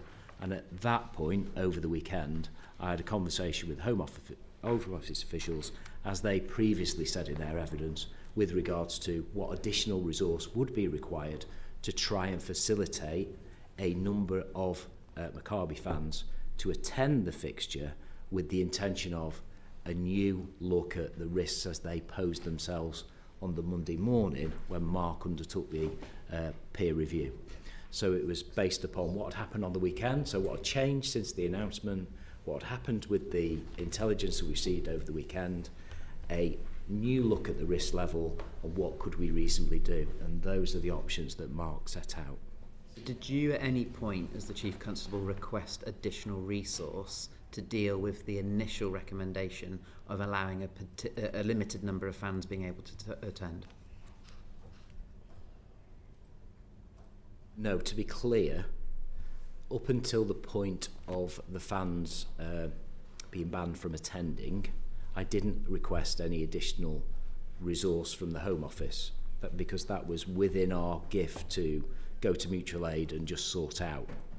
But after that weekend, and when I did speak to the Home Office, obviously the risk had gone, as Mark says in his peer review. Just before the risk level changed, yeah. So even though you had at your disposal to go to mutual aid, was that a consideration that you gave? Yeah, absolutely, yeah, we were going to mutual aid. And is that documented anywhere for us to be able to see that that was a consideration that you actively gave? The reviewer referenced an assessment of the number of PSUs that were required, which was above West Midlands' capability, so they were... It is one of the big forces of the country, but they would see mutual aid. Was the 5,000 number? No, I think that was the Dutch figure that was referenced to. The reference here is that West Midlands had said, on any of the circumstances, they'd have to go to mutual aid to get sufficient officers for the operation. So yes, early doors is the answer to the question. But obviously we need more after a reassessment if we were to reconsider then a limited number of fans attending. Reid. My very final question. So overall then we have minutes that highlights that the decision was made in the absence of intelligence, that there is varying views, stats on what happened in Amsterdam, but the Dutch police have written to say that they don't recognise your version of the conversation. You told the Home Affairs Select Committee last time that that the Jewish community supported your decision, that 5,000, which wasn't true, 5,000 police had been deployed in Amsterdam, despite your own figures and the Dutch saying that it was 1,200, and that local Israeli fans had thrown locals into a river. And that you had not been subject to any political pressure, and it's now emerged that you met both the MP and other local activists. So my very quick question is, would you make the same decision again? Certainly, we're not an organisation that doesn't learn from things, and we treat each event on its own merits. And some of those things that you said, absolutely, in the cold light of day, looking in, Do I regret the fact that that minute seems to have been recorded about a lack of intelligence? Because there wasn't a lack of intelligence. There was an abundance of intelligence. And I think that's unhelpful. I think that's misleading. And on behalf of the organisation, to the public, I apologise unreservedly about those types of matters. The 5,000 was our professional opinion. The issue with regards to the intelligence that came from the Dutch, we absolutely took it on face value. The communication and the detail that was written was compelling. I can't speak for the Dutch. That would be wrong of me to do so. So on that side of things, do I think that the decision was reasonable in the circumstances? Yes.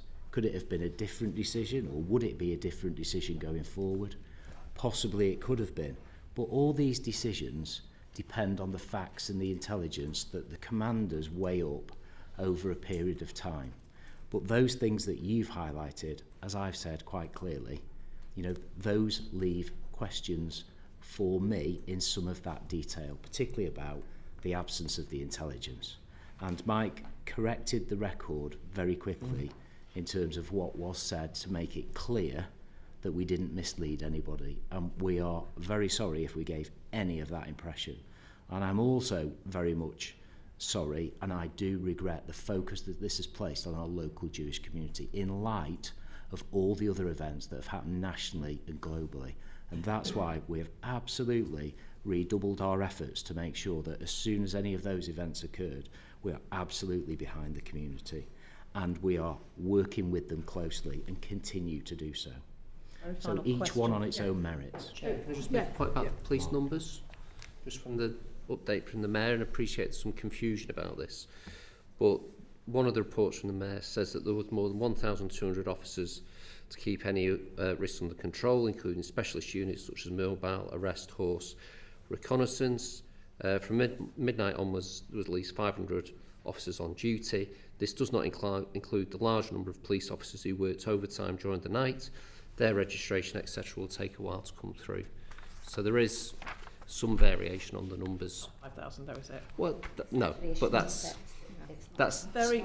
But that's specifically what was said in Very terms final of question, Joe Wright. So very quickly, Mr Wilkinson, you attended the SAG meetings, and obviously there's no minutes of what you said at the SAG meetings. Can you report to this meeting what you said you advised the SAG committee meetings? So the first SAG, the representation and information and intelligence that was shared there was from the Silver Commander, who highlighted the numbers of layers of intelligence and information that we had, both local community tensions, protest, football, and obviously some additional sensitive intelligence. That was shared within the first SAG. At the second SAG, I reiterated that obviously in the absence of Maccabi fans, the threat to the football fixture would come down, absolutely, because some of those potential clashes between football supporters came down, but the threat to the event still remained high because of protest, counter-protest, and some of those ongoing community tensions within it. So there was still a high threat to the whole event, not just the football. And what was your recommendation at the first SAG committee? So I didn't make any recommendation at the first SAG, but the first SAG recommendation was a preference of no away fans. But what I think is important is we obviously were part of a number of emergency services partners who all were given the opportunity to put forward a view as to their preference for that fixture. The Silver Commander at the first SAG made the recommendation, or the preference would be for no away fans based on all of that information, the intelligence, and the significant threat that the whole event posed to all people. To remind us, you were at that first SAG. Did you or the Silver Commander tell them about your conversation with the Dutch police? So the information would have been available to the Silver Commander because I briefed him the night before. You were there, did he? So my recollection is all of the information that we had was shared at that point and briefed into the SAG. He did tell them about your conversation. He would have shared all of the information. You were there. You must know. You'll have to forgive me. I mean, I haven't heard the minutes, heard the recording from the SAG. Do you recall? What do you recall? So I recall a very detailed, comprehensive briefing from the Silver Commander, who outlined all of the threats and risks that the fixture was presenting. Both sides, including Maccabi on all sides. Tel Aviv fans, and also the threats All sides. from to harm Israeli fans. Chief Constable, you look like you would say one word. I'll send I found the taxi thing that we referred to very early on. I'll send that through to you as well. Appreciate which shows the both. I appreciate that we have you've indulged us and stayed longer than you were supposed to, so I do appreciate you giving us extra time. We as a committee are now going to talk to the City Council and other bodies, but we will reflect on everything we've heard, and we will be producing a report on this issue. But thank you again for your time. I'm going to have a short break now. Order.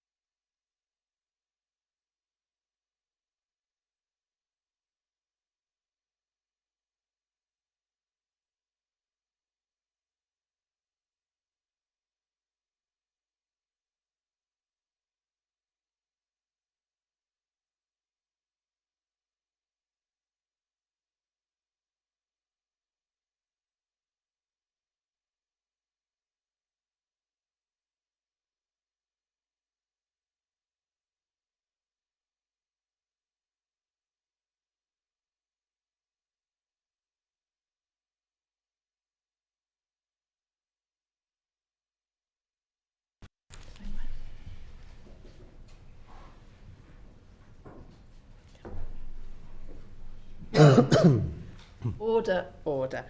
We now come to our second panel of witnesses on the issues regarding the decision to ban away fans for the Aston Villa Maccabi Tel Aviv Europa game. Can I ask our second panel to introduce themselves? Perhaps I'll start with you, Mr. Brooks. Thank you. I'm Richard Brooks. I'm an officer of Birmingham City Council. I'm the Executive Director for City Operations. So that covers a portfolio of the core environmental services of the Council, the waste collection and disposal, highways, regulation and enforcement. And for the purposes of this committee, it's also the resilience function, which is where the Safety Advisory Group is housed. And in the regulation and enforcement function, the environmental health function, which is where the licensing of the ground is done. Thank you very much. Good afternoon, I'm Councillor John Cotton, I'm the leader of Birmingham City Council. I'm Anthony Cox, I'm the City Solicitor with Birmingham City Council, responsible for legal, democratic services and electoral services, which also encompasses governance. Thank you, and I apologise for keeping you waiting, and I'm very grateful that you've said you can stay behind a little later. But I'm going to start questions with Joe White. Yes, thank you for coming.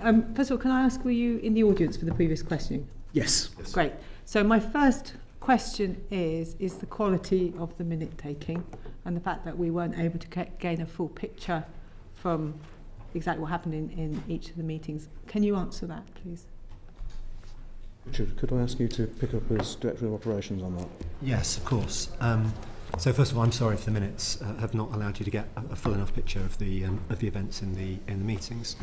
There were 4 Safety Advisory Group meetings: the 7th of October, the 16th of October, the 24th of October, and the 3rd of November. We provided minutes for each of those, and we have provided you with the full minutes in both unredacted and redacted form.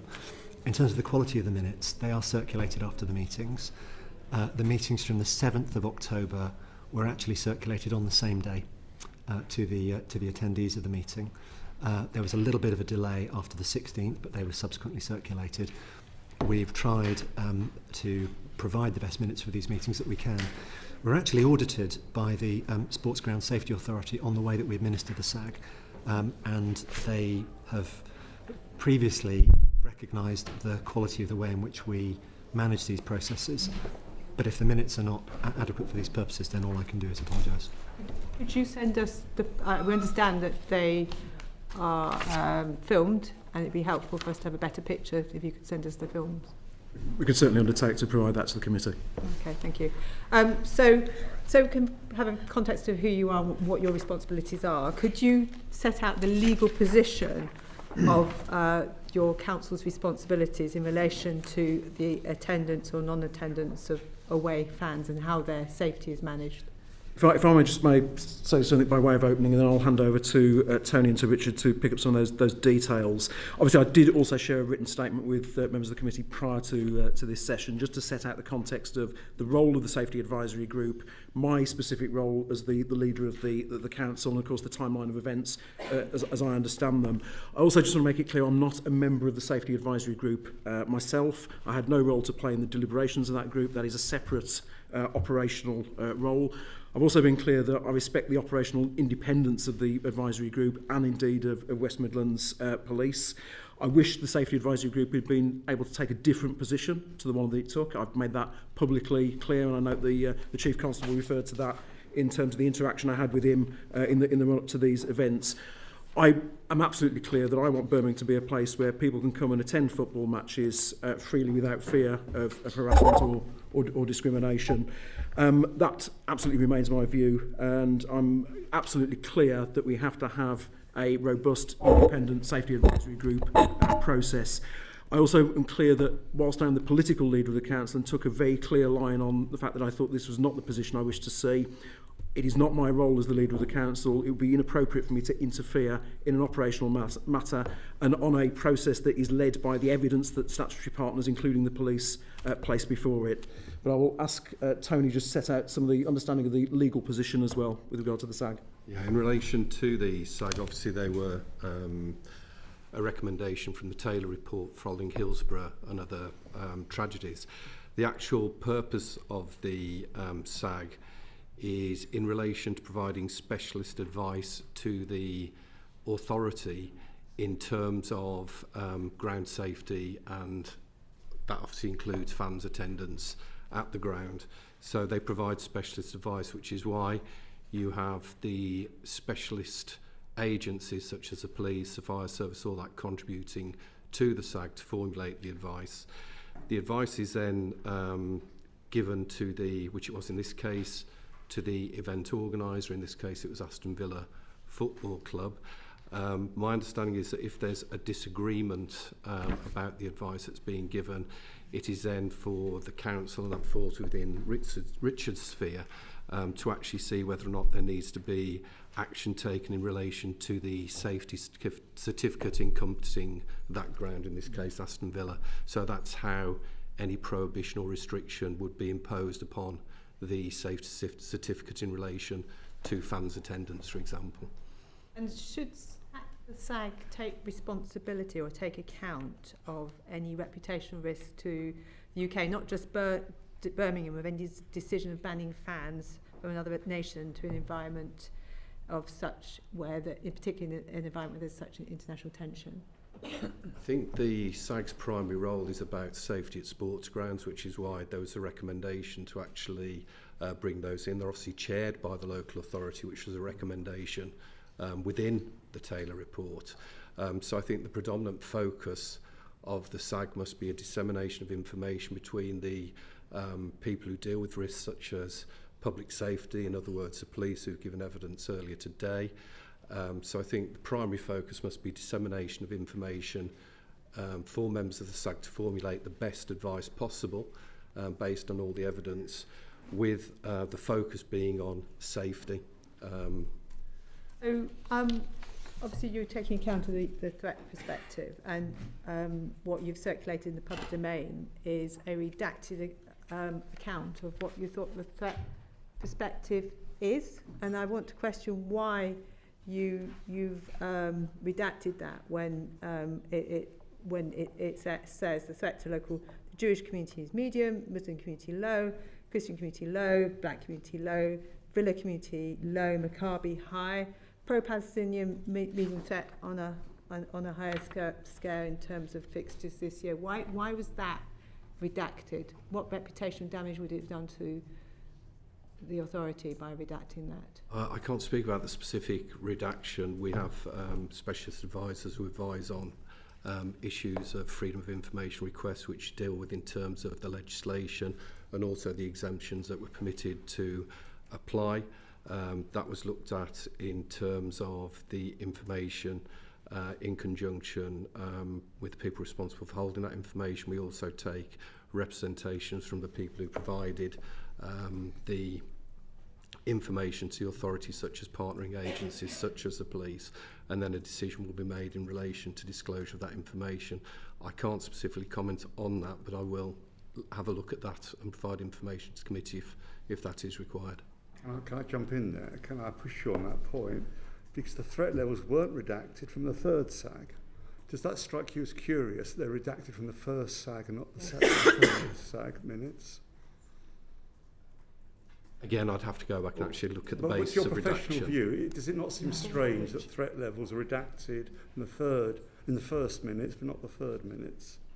I suppose what I would say, I don't know the specific reason for the redactions, but you'd obviously expect some consistency. So if that happened, yes, I would be surprised.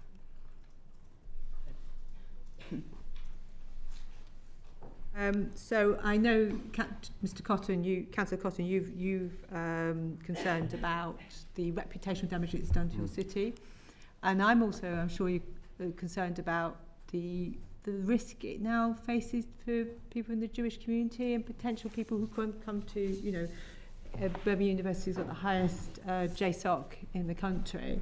What threat does this pose to them now that this decision has been taken? Well, you're absolutely correct that the reason why I made the statement I did in my response to the Chief Constable when he advised me that would be the proposal they were putting to the Safety Advisory Group, and the reason I made the public statement when these matters went into the public domain was exactly that. I'm very proud Bromley. I'm born and bred in Birmingham. I've lived my entire life there. I am very proud of the fact it's a diverse city. It's a place where people of all faiths and none, all ethnicities make their home, and I want it to be a welcoming and inclusive place. And anything that detracts from that is a concern for me, which is why I raised those issues. We have a very strong tradition of interfaith working in Birmingham that goes back some 30 years now. We have some very vibrant community engagement that we do with communities in the city, including our Jewish community. We also have a good working relationship with the Community Security Trust. We are currently developing our anti-Semitism strategy for the city, which will draw on the government's national anti-Semitism strategy that's been brought forward as well. I am absolutely clear as the leader of this council that we will do everything that we need to do to ensure that people of this city, from the Jewish community and from all communities, can feel safe and supported. Jeremy. Can I just come in there? It's relevant. Have you adopted the IHRA definition of anti-Semitism? Has the council? Yes, we adopted that. I think, you'll need to check the record, but I think it was around 2017, 2018. That was done by means of a vote through full council. Okay, I'll come back to that later, if that's okay. So, as a council, clearly there's levels of risk, and you can take the decision that you just don't want no disorder whatsoever, which probably means you never put a football match on again, or you manage the risk. What's your risk appetite here? Because you wanted the away fans to be able to attend. Were you prepared to accept some form of disorder as a result of that? So my view on this was that I did not want a message being sent out about this city not being a welcoming and inclusive place, and I was very concerned that such a decision to ban away fans would absolutely communicate that position to the world, and that's not a message I want conveyed around Birmingham. I think when it comes to the specifics of safety and risk, that is absolutely rightly considered in the forum of a safety advisory group, and you want the professional expertise and perspective to inform that decision. It shouldn't be informed on sort of external political perspective. So my view of that would be it'd be very difficult for a safety advisory group to take a decision having received sort of clear assessment from the police and others around what they perceive the risk to be, and I don't believe that any council leader would be in a position where they would go against very serious advice that was coming forward in that forum. So I think there's an important balance to be struck there. Was it made clear to you that there were mitigations that could have been put in place, as Lord Mann had recommended? So I had asked, the timeline of events was that I received a message from the Chief Constable on the 8th of October advising that would be the advice that was given to the Safety Advisory Group. I responded, as has already been alluded to say I thought that was not going to send a positive message about Birmingham. However, I do respect operational independence of these matters. I then, on the 9th of October, asked to meet with officers supporting the Safety Advisory Group so I could assure myself of two things. One was that the processes were being correctly followed in terms of how the Safety Advisory Group operates, and also just to question how are we absolutely clear on the risk assessment that's been brought forward by the police and other partners. And that I think was an appropriate thing for me to do as leader. You were given the intelligence that was used to make the decision. Were you able to see any other forms of intelligence? I was given the high-level readout on what was being provided to the Safety Advisory Group. I was very clear that I shouldn't get into the minutiae or detail of the Safety Advisory Group meetings. I think they have to be led by the evidence based on the partners around the table. Were you aware that the peer review had recommended that the least worst solution would be away fans with a reduced allocation? That was not something I was aware of at that point, but I had asked the reason I was asking questions was because I wanted to ensure that had all options been looked at. Yeah, of course, just saying you sought reassurance as part of the process that the procedure had been undertaken appropriately, but were you reassured? So I continued to ask questions on the back of that meeting, and indeed, as you'll have seen, there was then further correspondence between the council and the police through officer channels, and of course there was a further meeting of the Safety Advisory Group that took place. My principal concern here was that we were taking a decision that did not detract from the reputation of the city, and I fear that the reputation of the city has been affected by the manner in this was handled. Sorry to just ask the question again. Were you reassured that the process had been followed? I was reassured that process with regard to the operation of the Safety Advisory Group had been absolutely followed. Obviously, I've followed with interest the proceedings this afternoon regarding some of the information that was provided to that Safety Advisory Group, and I'm sure that the committee will draw its conclusions on that in due course.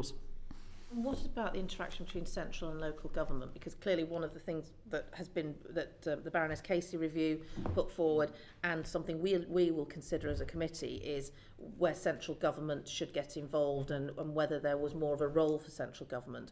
Do you have any views on that? I think certainly when you've got issues of national interest, and this clearly became an issue of national interest, there needs to be interaction between the local authorities and central government, but both need to inform each other over the handling of something it becomes about the UK's reputation as well as the city's reputation. So I'll be very interested to see what comes forward in terms of recommendations to yourself in that regard. Thank you. Carla. Thank you. I am very concerned about these redactions. There's only 2 substantive redactions in all the minutes. They're in the first SAG. The first one is with regard to one which has been said, mentioned threat to the local Jewish community. That is not, in the third set of minutes, the threat, as I've said, is not redacted, although the reference to the Jewish community is missing. There's also an inaccuracy that the first minutes say the threat to the Muslim community is low. Those are summarised in the third minutes as being medium, so they're inaccurate. The redaction is bizarre because the same thing has been redacted in one and not the other. The other substantive redaction is the one with regards to the police intelligence or lack of. There's in absence of intelligence based on conversations with peers and my professional judgment, there's no concerns with Villa fans, etc., etc. That's been redacted. Can you think of any legal reason why that should be redacted? The 2 bases for redaction was one, firstly involving individuals' personal data, which is probably obvious from the redactions.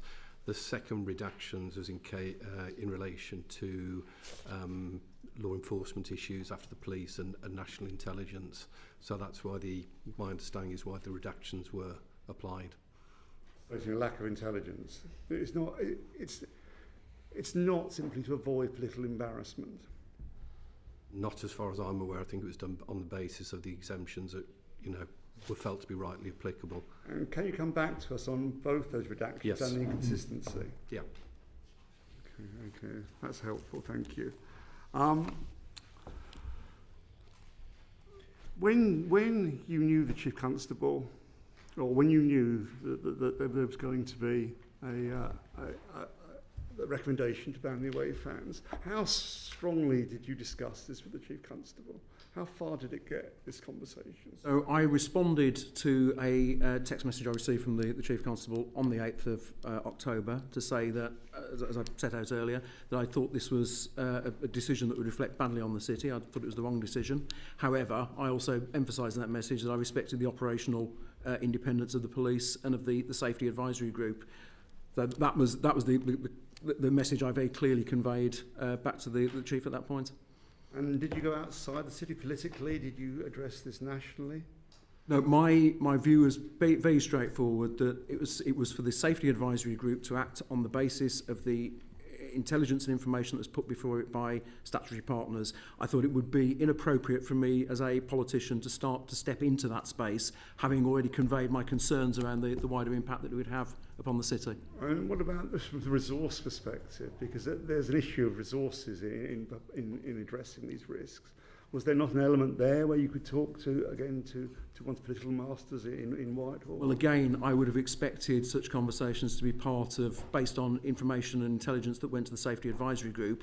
We have a long-established process that the Safety Advisory Group considers those with the appropriate professionals sat around the table and then would come forward with recommendations and proposals. I thought it would be crossing the line, frankly, from the point of view of my responsibility to step into that space. I thought the process should be followed, and I'm sure the process was in terms of the group itself. And did you quiz them as to the process having been followed, or did you assume it had happened? No, I asked a series of specific questions.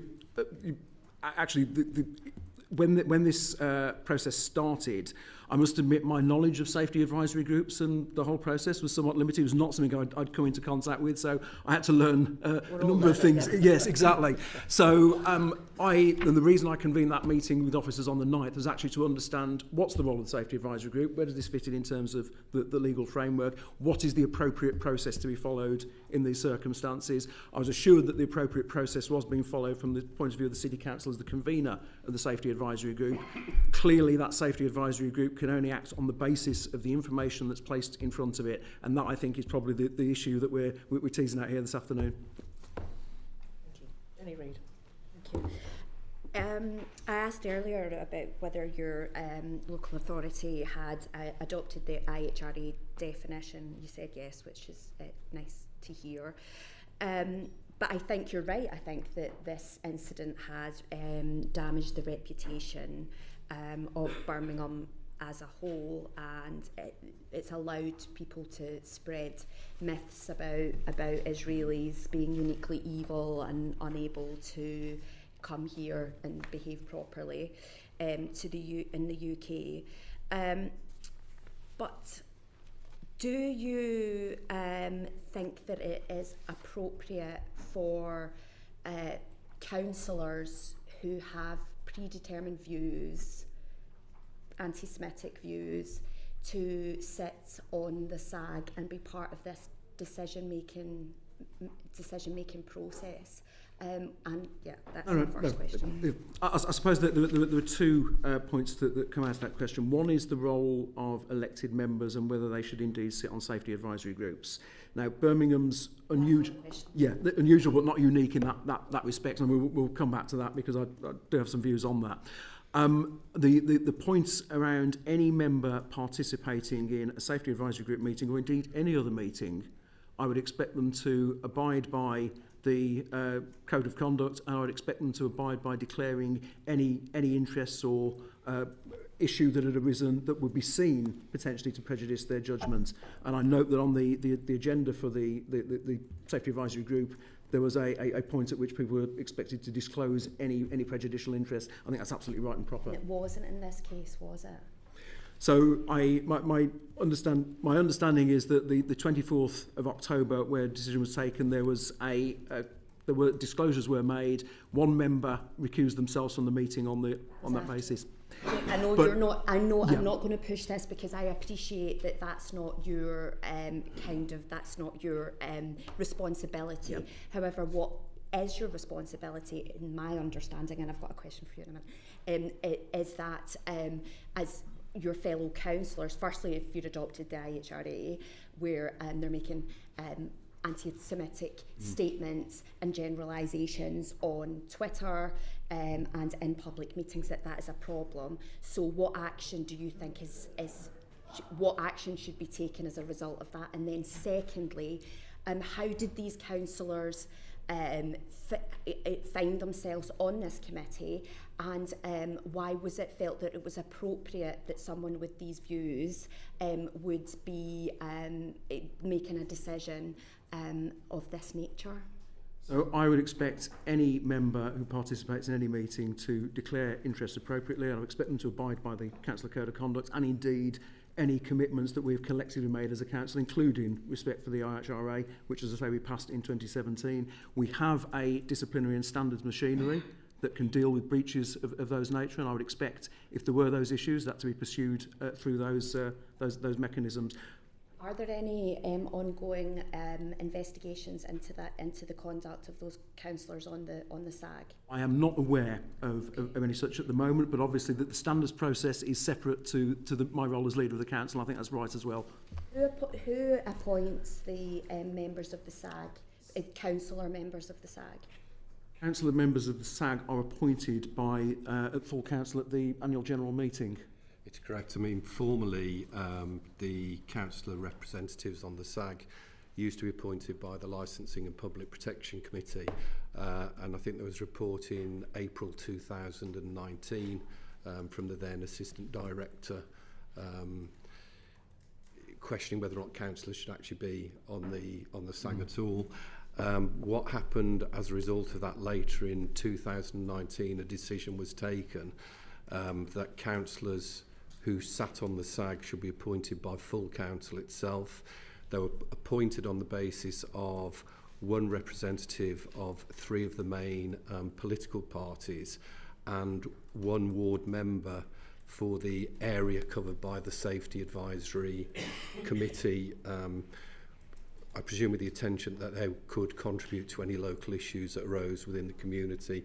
So that's in essence, they are selected through the annual governance process of the council in selecting who sits on what committee. So did you have any discussions at any point which recognised that there were councillors, some of your councillors, who were campaigning publicly to not just ban away from fans but stop the match in its entirety? Did that at any point come to you as leader of the council? No, that didn't come to me. So you didn't see the as leader. tweets from your account? No. No, I wasn't aware of specific tweets. I tried to stay away from Twitter, to be honest with you, these days as much as possible. But no, I was not aware of that position.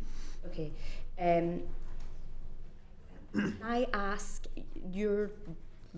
Sorry, I missed the very beginning of the meeting. Are you the legal counsel?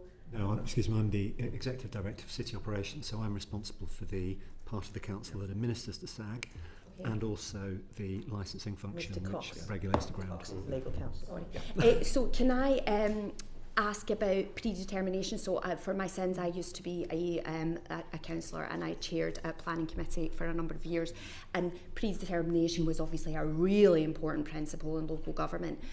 Is that applicable to the SAG? SAG in essence is not a decision-making body, it's actually a body that provides advice, but I think any council has a really strongly opposed view where it would impact upon their ability to actually reach a fair decision based on the fact, should actually consider whether or not they should be sitting within a committee. And I probably don't need to tell you this from what you're saying, there's a difference between being predisposed to something as opposed to predetermining something. I completely agree with you. So in that case, do you think it was appropriate that councillors who were campaigning publicly to stop the football game in its entirety, that were on the SAG, which made the decision to ban away fans? Is that legally appropriate and morally appropriate? I think there's a number of things in answering that. I think each individual member of a committee, councillor or otherwise, actually has to take a personal decision as to whether or not they can make an informed decision based on anything without predetermining something. Certainly the terms of reference of the SAGs actually say that there should be there is a question raised about whether or not there is a conflict of interest or issues such as predetermination. On the agenda of the SAG meeting that took place on the 24th of October, there was quite specific advice given in relation to people declaring interest, and as the leader has already said, I understand that one councillor did recuse themselves based upon... After the decision was made. After the decision was made.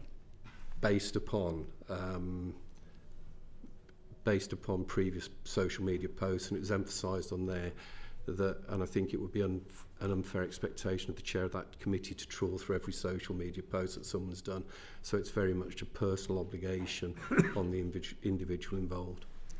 I do think, I appreciate that you don't want to trawl through people's social media. I mean, who would want to do that? However, in a case like this that has such huge public scrutiny on it, were you not concerned that such councillors were that had sat on the SAG and that they went to a meeting and then recused themselves rather than you taking the kind of moral and leadership role of removing them from the committee?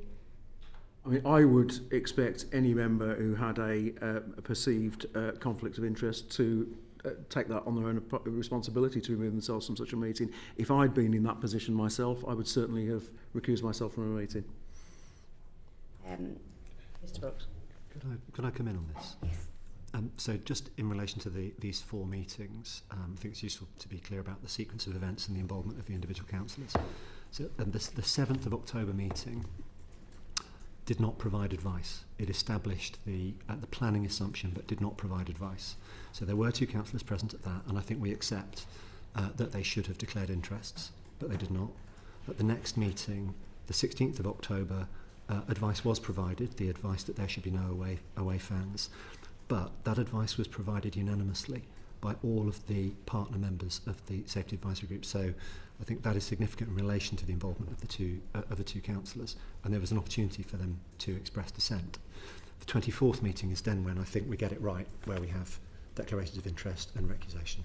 I think it's clear that very serious error of judgment here, which has really harmed the confidence of the Jewish community in Birmingham, that such people with such predetermined views of the Jewish community and of Israelis were allowed to be involved in that committee meeting. And I'd encourage you to kind of reflect on that and think about it. That's all I've got at the moment. I've got Peter Prinsley and then I've got Joe.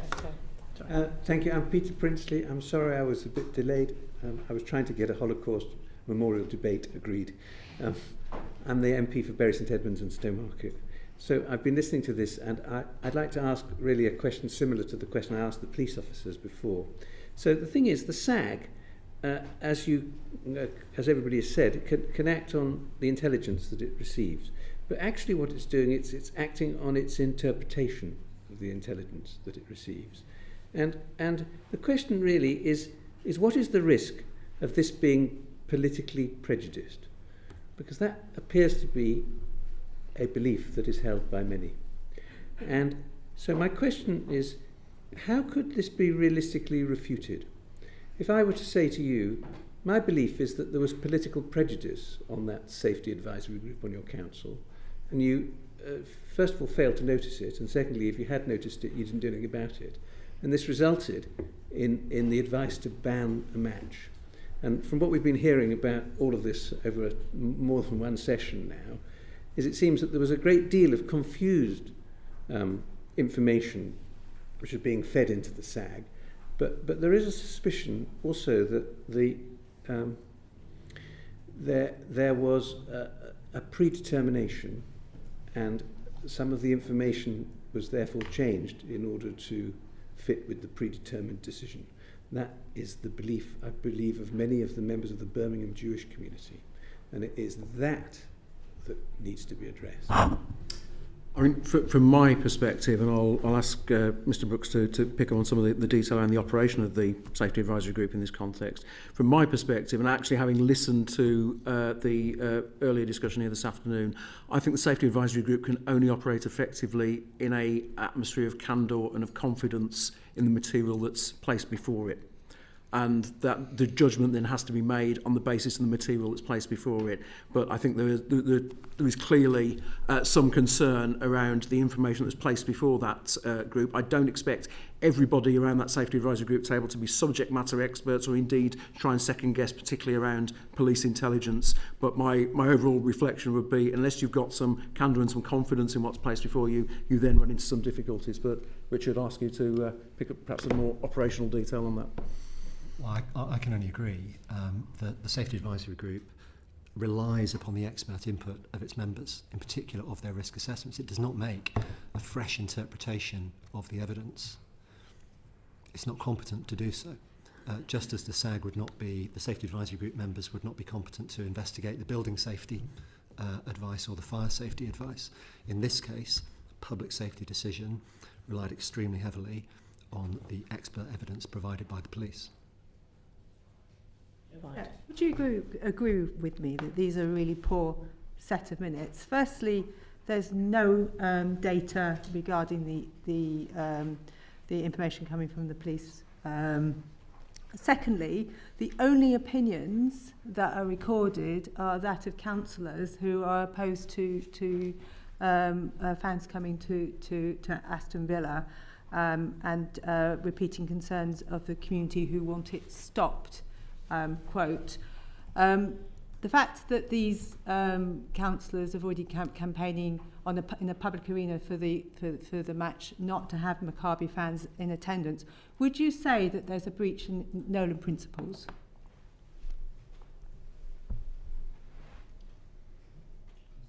May I start against? Do you want to pick up on the minutes?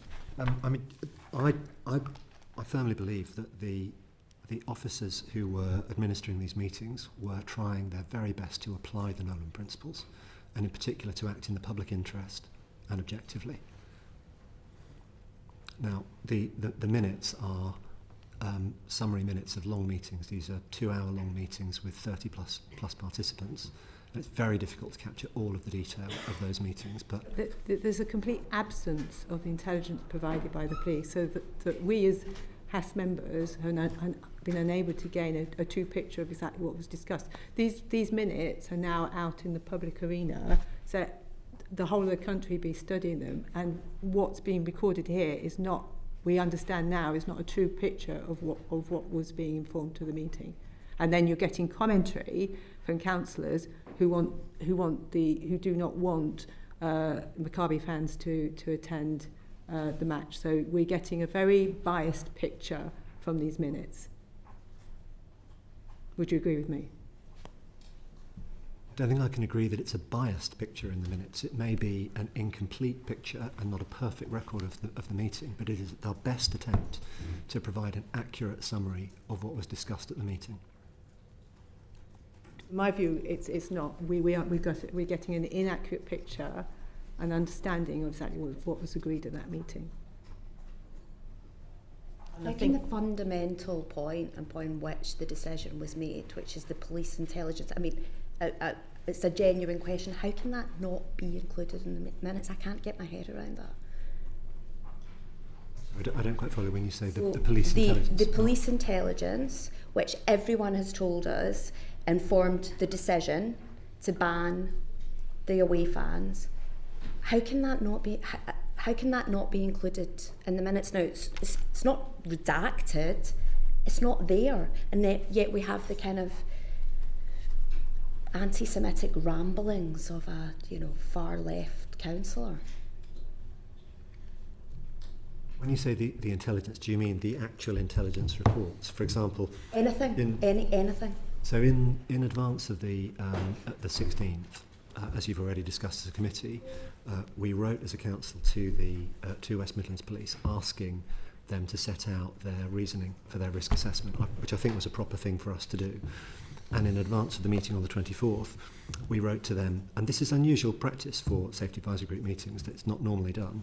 We wrote to all of the partners asking them to set out their evidence in advance of that meeting, and again the police Why did that. wouldn't it? I mean, why isn't it in the minutes?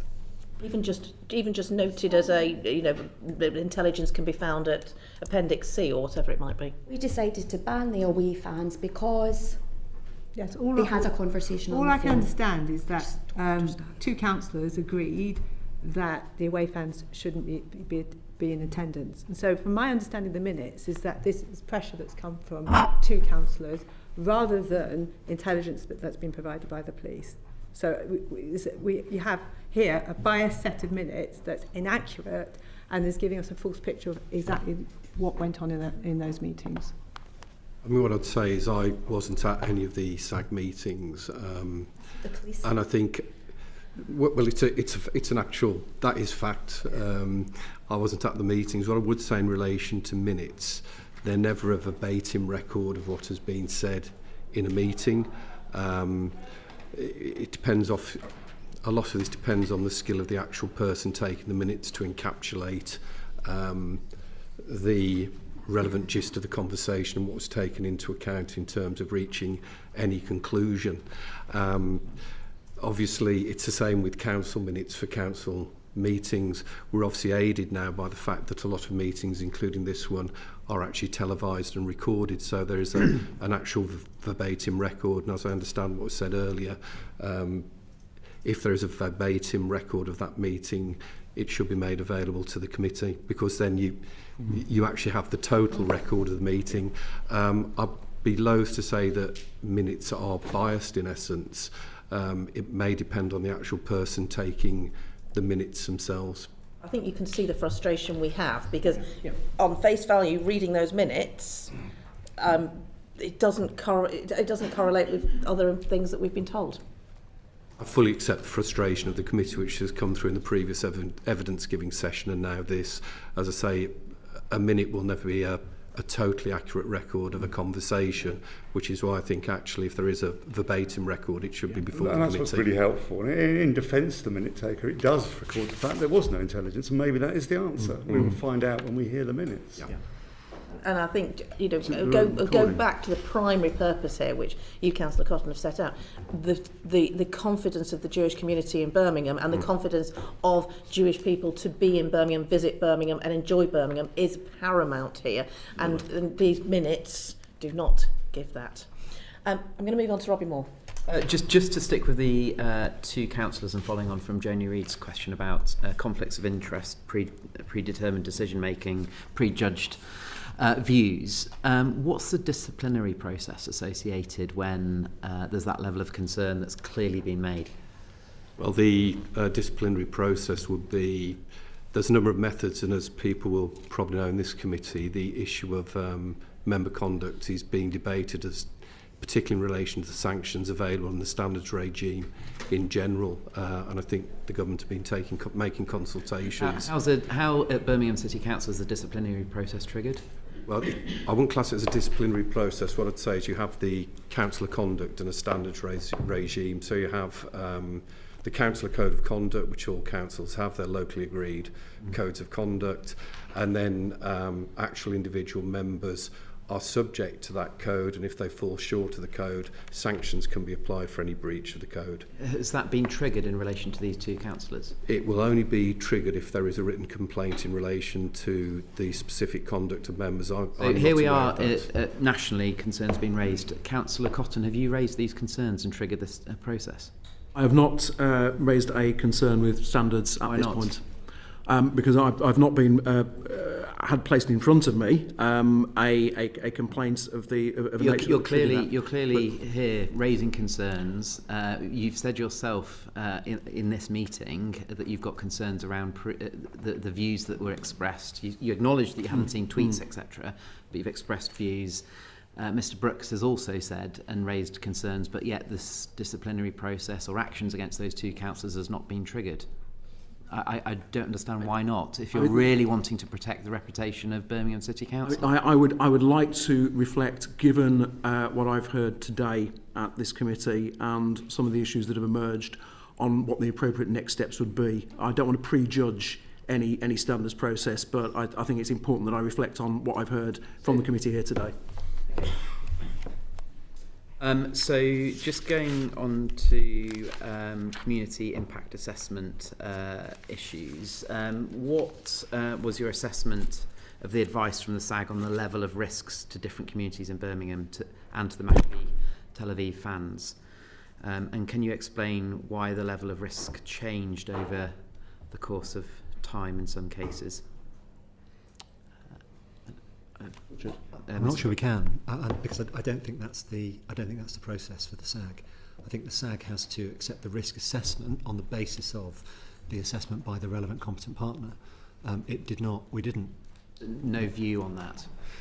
We had a view in the sense that we wanted to know how to respond to it appropriately, and one of the important purposes is to enable the whole range of partners, fire service, traffic, etc., all to coordinate around the event as it is ultimately operationally planned, and that's what we did here. How did and maybe this is for you, Councillor Cotton, as well, how did the council seek to communicate the decision with of the SAG ultimately with those in the community that were being impacted by the decision? That would have been via the letter that the chair of the SAG had communicated to Aston Villa in the first instance, wasn't it? Yes, that's correct. That's correct. So so the Aston Villa Football Club is one of the sort of the two prime recipients of the advice of the Safety Advisory Group, the other being the council itself and its licensing function and other statutory functions. But the chair of the SAG wrote after both the 16th of October Safety Advisory Group meeting and the 24th with the outcome to Aston Villa Football Club. So just written correspondence, no physical engagement or conversations or... They were in the meeting. Fine. So Aston Villa Football Club had multiple representatives qualified professional representatives in the Safety Advisory Group meeting. And how have you, obviously there's been quite a lot of damage, community tensions have been raised. How as a council have you sought to reassure the Jewish community within Birmingham beyond the ultimate decision that was made and the months that have passed since? Well, as I mentioned earlier, there's ongoing engagement with all of our communities, including the Jewish community. As a council, as has been referred to, we adopted the IHRA declaration some years ago. We promote and support Jewish community events. We have, like many other councils do, a Hanukkah celebration, for instance, which I attended in December. We annually commemorate Holocaust Memorial Day, but we also have alongside that the ongoing engagement with local Jewish organisations. There's the work that we're doing around the development of our new anti-Semitism strategy, which I think is really important. And it's important that's aligned with the national strategy as well. And it also builds on the tradition of interfaith working that we've had in this city over many years, something which I think is very, very important in a city as diverse as ours. Thank you. Joe White. Yes, the police earlier reported that they had picked up through different inquiries that there was proposals for people to arm themselves and to attack the Israeli fans should they come to the city of Birmingham. Was that fed up to the highest level of the authority? Because obviously that's a serious safety concern that you as an authority should be monitoring and be working with the police on. As the political leader of the council, that was not made clear to me. I don't know whether there's anything from an operational point of view that's communicated through. So in this case, I think it's clear that the police have primary responsibility for public safety and law enforcement in relation to issues such as that. What we do have responsibility for is resilience and emergency planning. So in the event of an attack presenting wider threats, then we would activate our emergency procedures. But that was not this sort of issue. I've served as a councillor for many years at senior level, and the security of my community is number one priority. And if any intelligence had come through from any committee, then at a senior level we'd have been working very closely with the police to manage that. Let me be absolutely clear, if such a thing had been communicated to me, I would have done exactly the same as you would have done when you were a senior councillor as well. Paul Connor. Councillor Cotton, your letter tells us that on the SAG meeting on the 24th of October, there's a new assessment starting afresh. Have you looked at the minutes? Do you think that's what happened? Because it looks just like they reconfirmed their previous decision. Well, I'll refer you back to my earlier answer on this, which is to say that clearly the Safety Advisory Group has to act on the basis of the information and assessment that's placed in front of it. And I think as we've already heard how that process works, and that the Safety Advisory Group can't sort of second guess, particularly when it comes to police intelligence. I have concerns, particularly having heard the interactions here this afternoon around some of the information that was placed in front of that Safety Advisory Group. But I don't think it would be inappropriate for me or anybody else to try and second guess that. But I am concerned, given what I've heard here this afternoon. But do you see? I know we will get a firmer view once we hear the actual recording. But do you get an impression from the minutes any really serious attempt was made to start afresh, or did they just rubber stamp what they'd already decided? I mean, not having been a participant in that meeting, and simply based on the minutes, based on the evidence that set out in those minutes, I don't think I'm qualified to say to provide an in-depth commentary on what happened within that meeting. However, it is clear to me from the proceedings that are set out there that information was placed in front of the partners who sat around the Safety Advisory Group table, and that they reached a conclusion based on the intelligence that was placed before them. The Maccabi fans not taking up the tickets, or the Maccabi club not taking up the tickets, what effect did that have on in the context within Birmingham?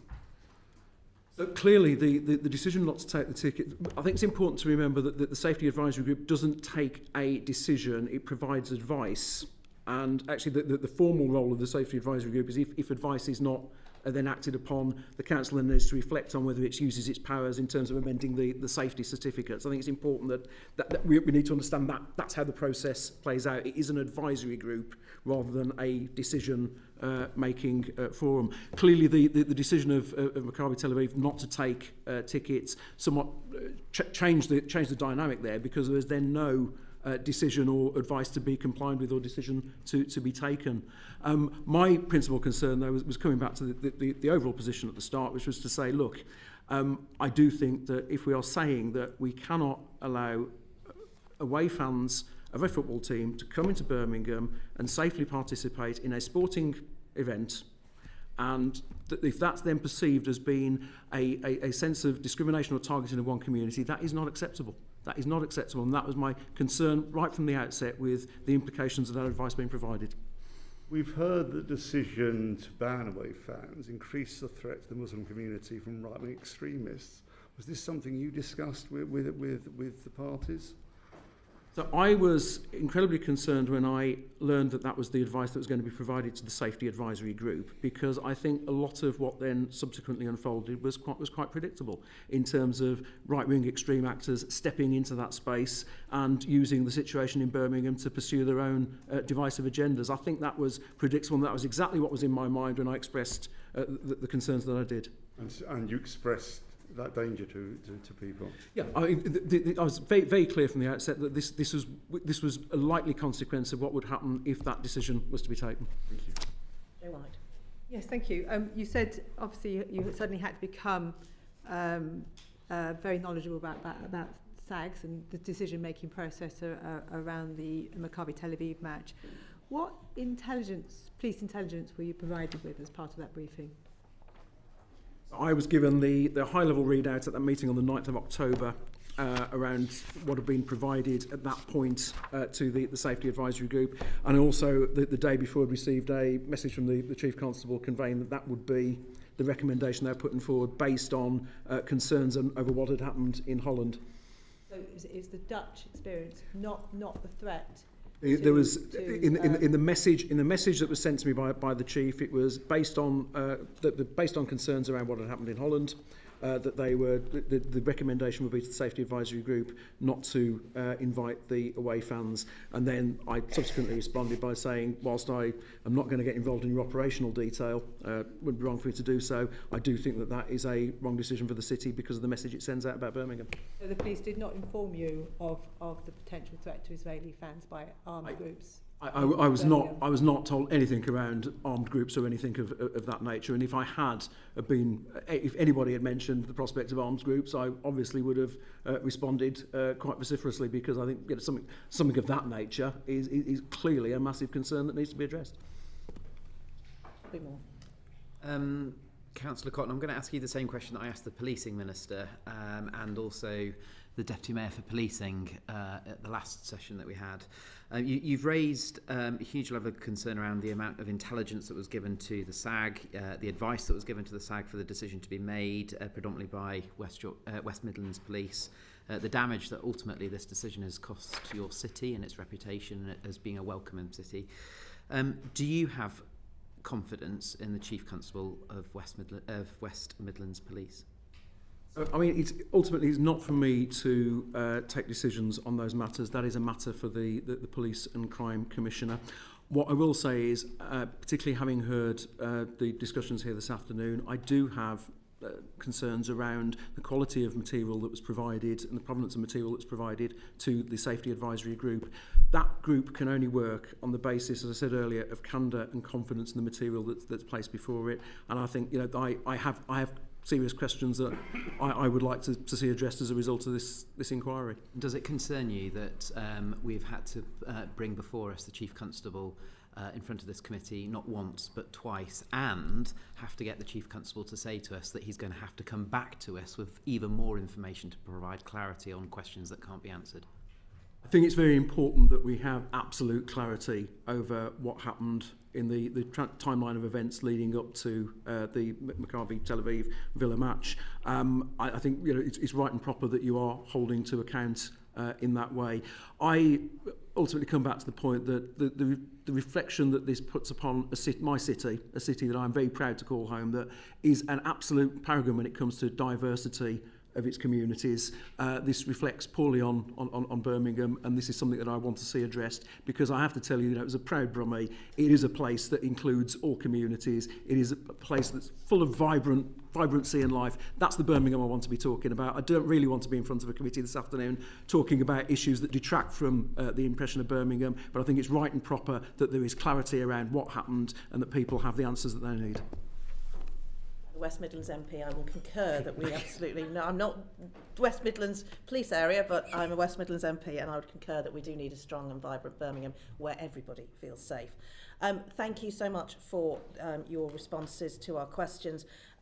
There are clearly a number of matters for the committee to consider, and we will stay behind now to consider some further points and what our next steps will be. But I'm incredibly grateful for you both attending and also being prepared to stay later than your allocated time. Thank you so much. Order.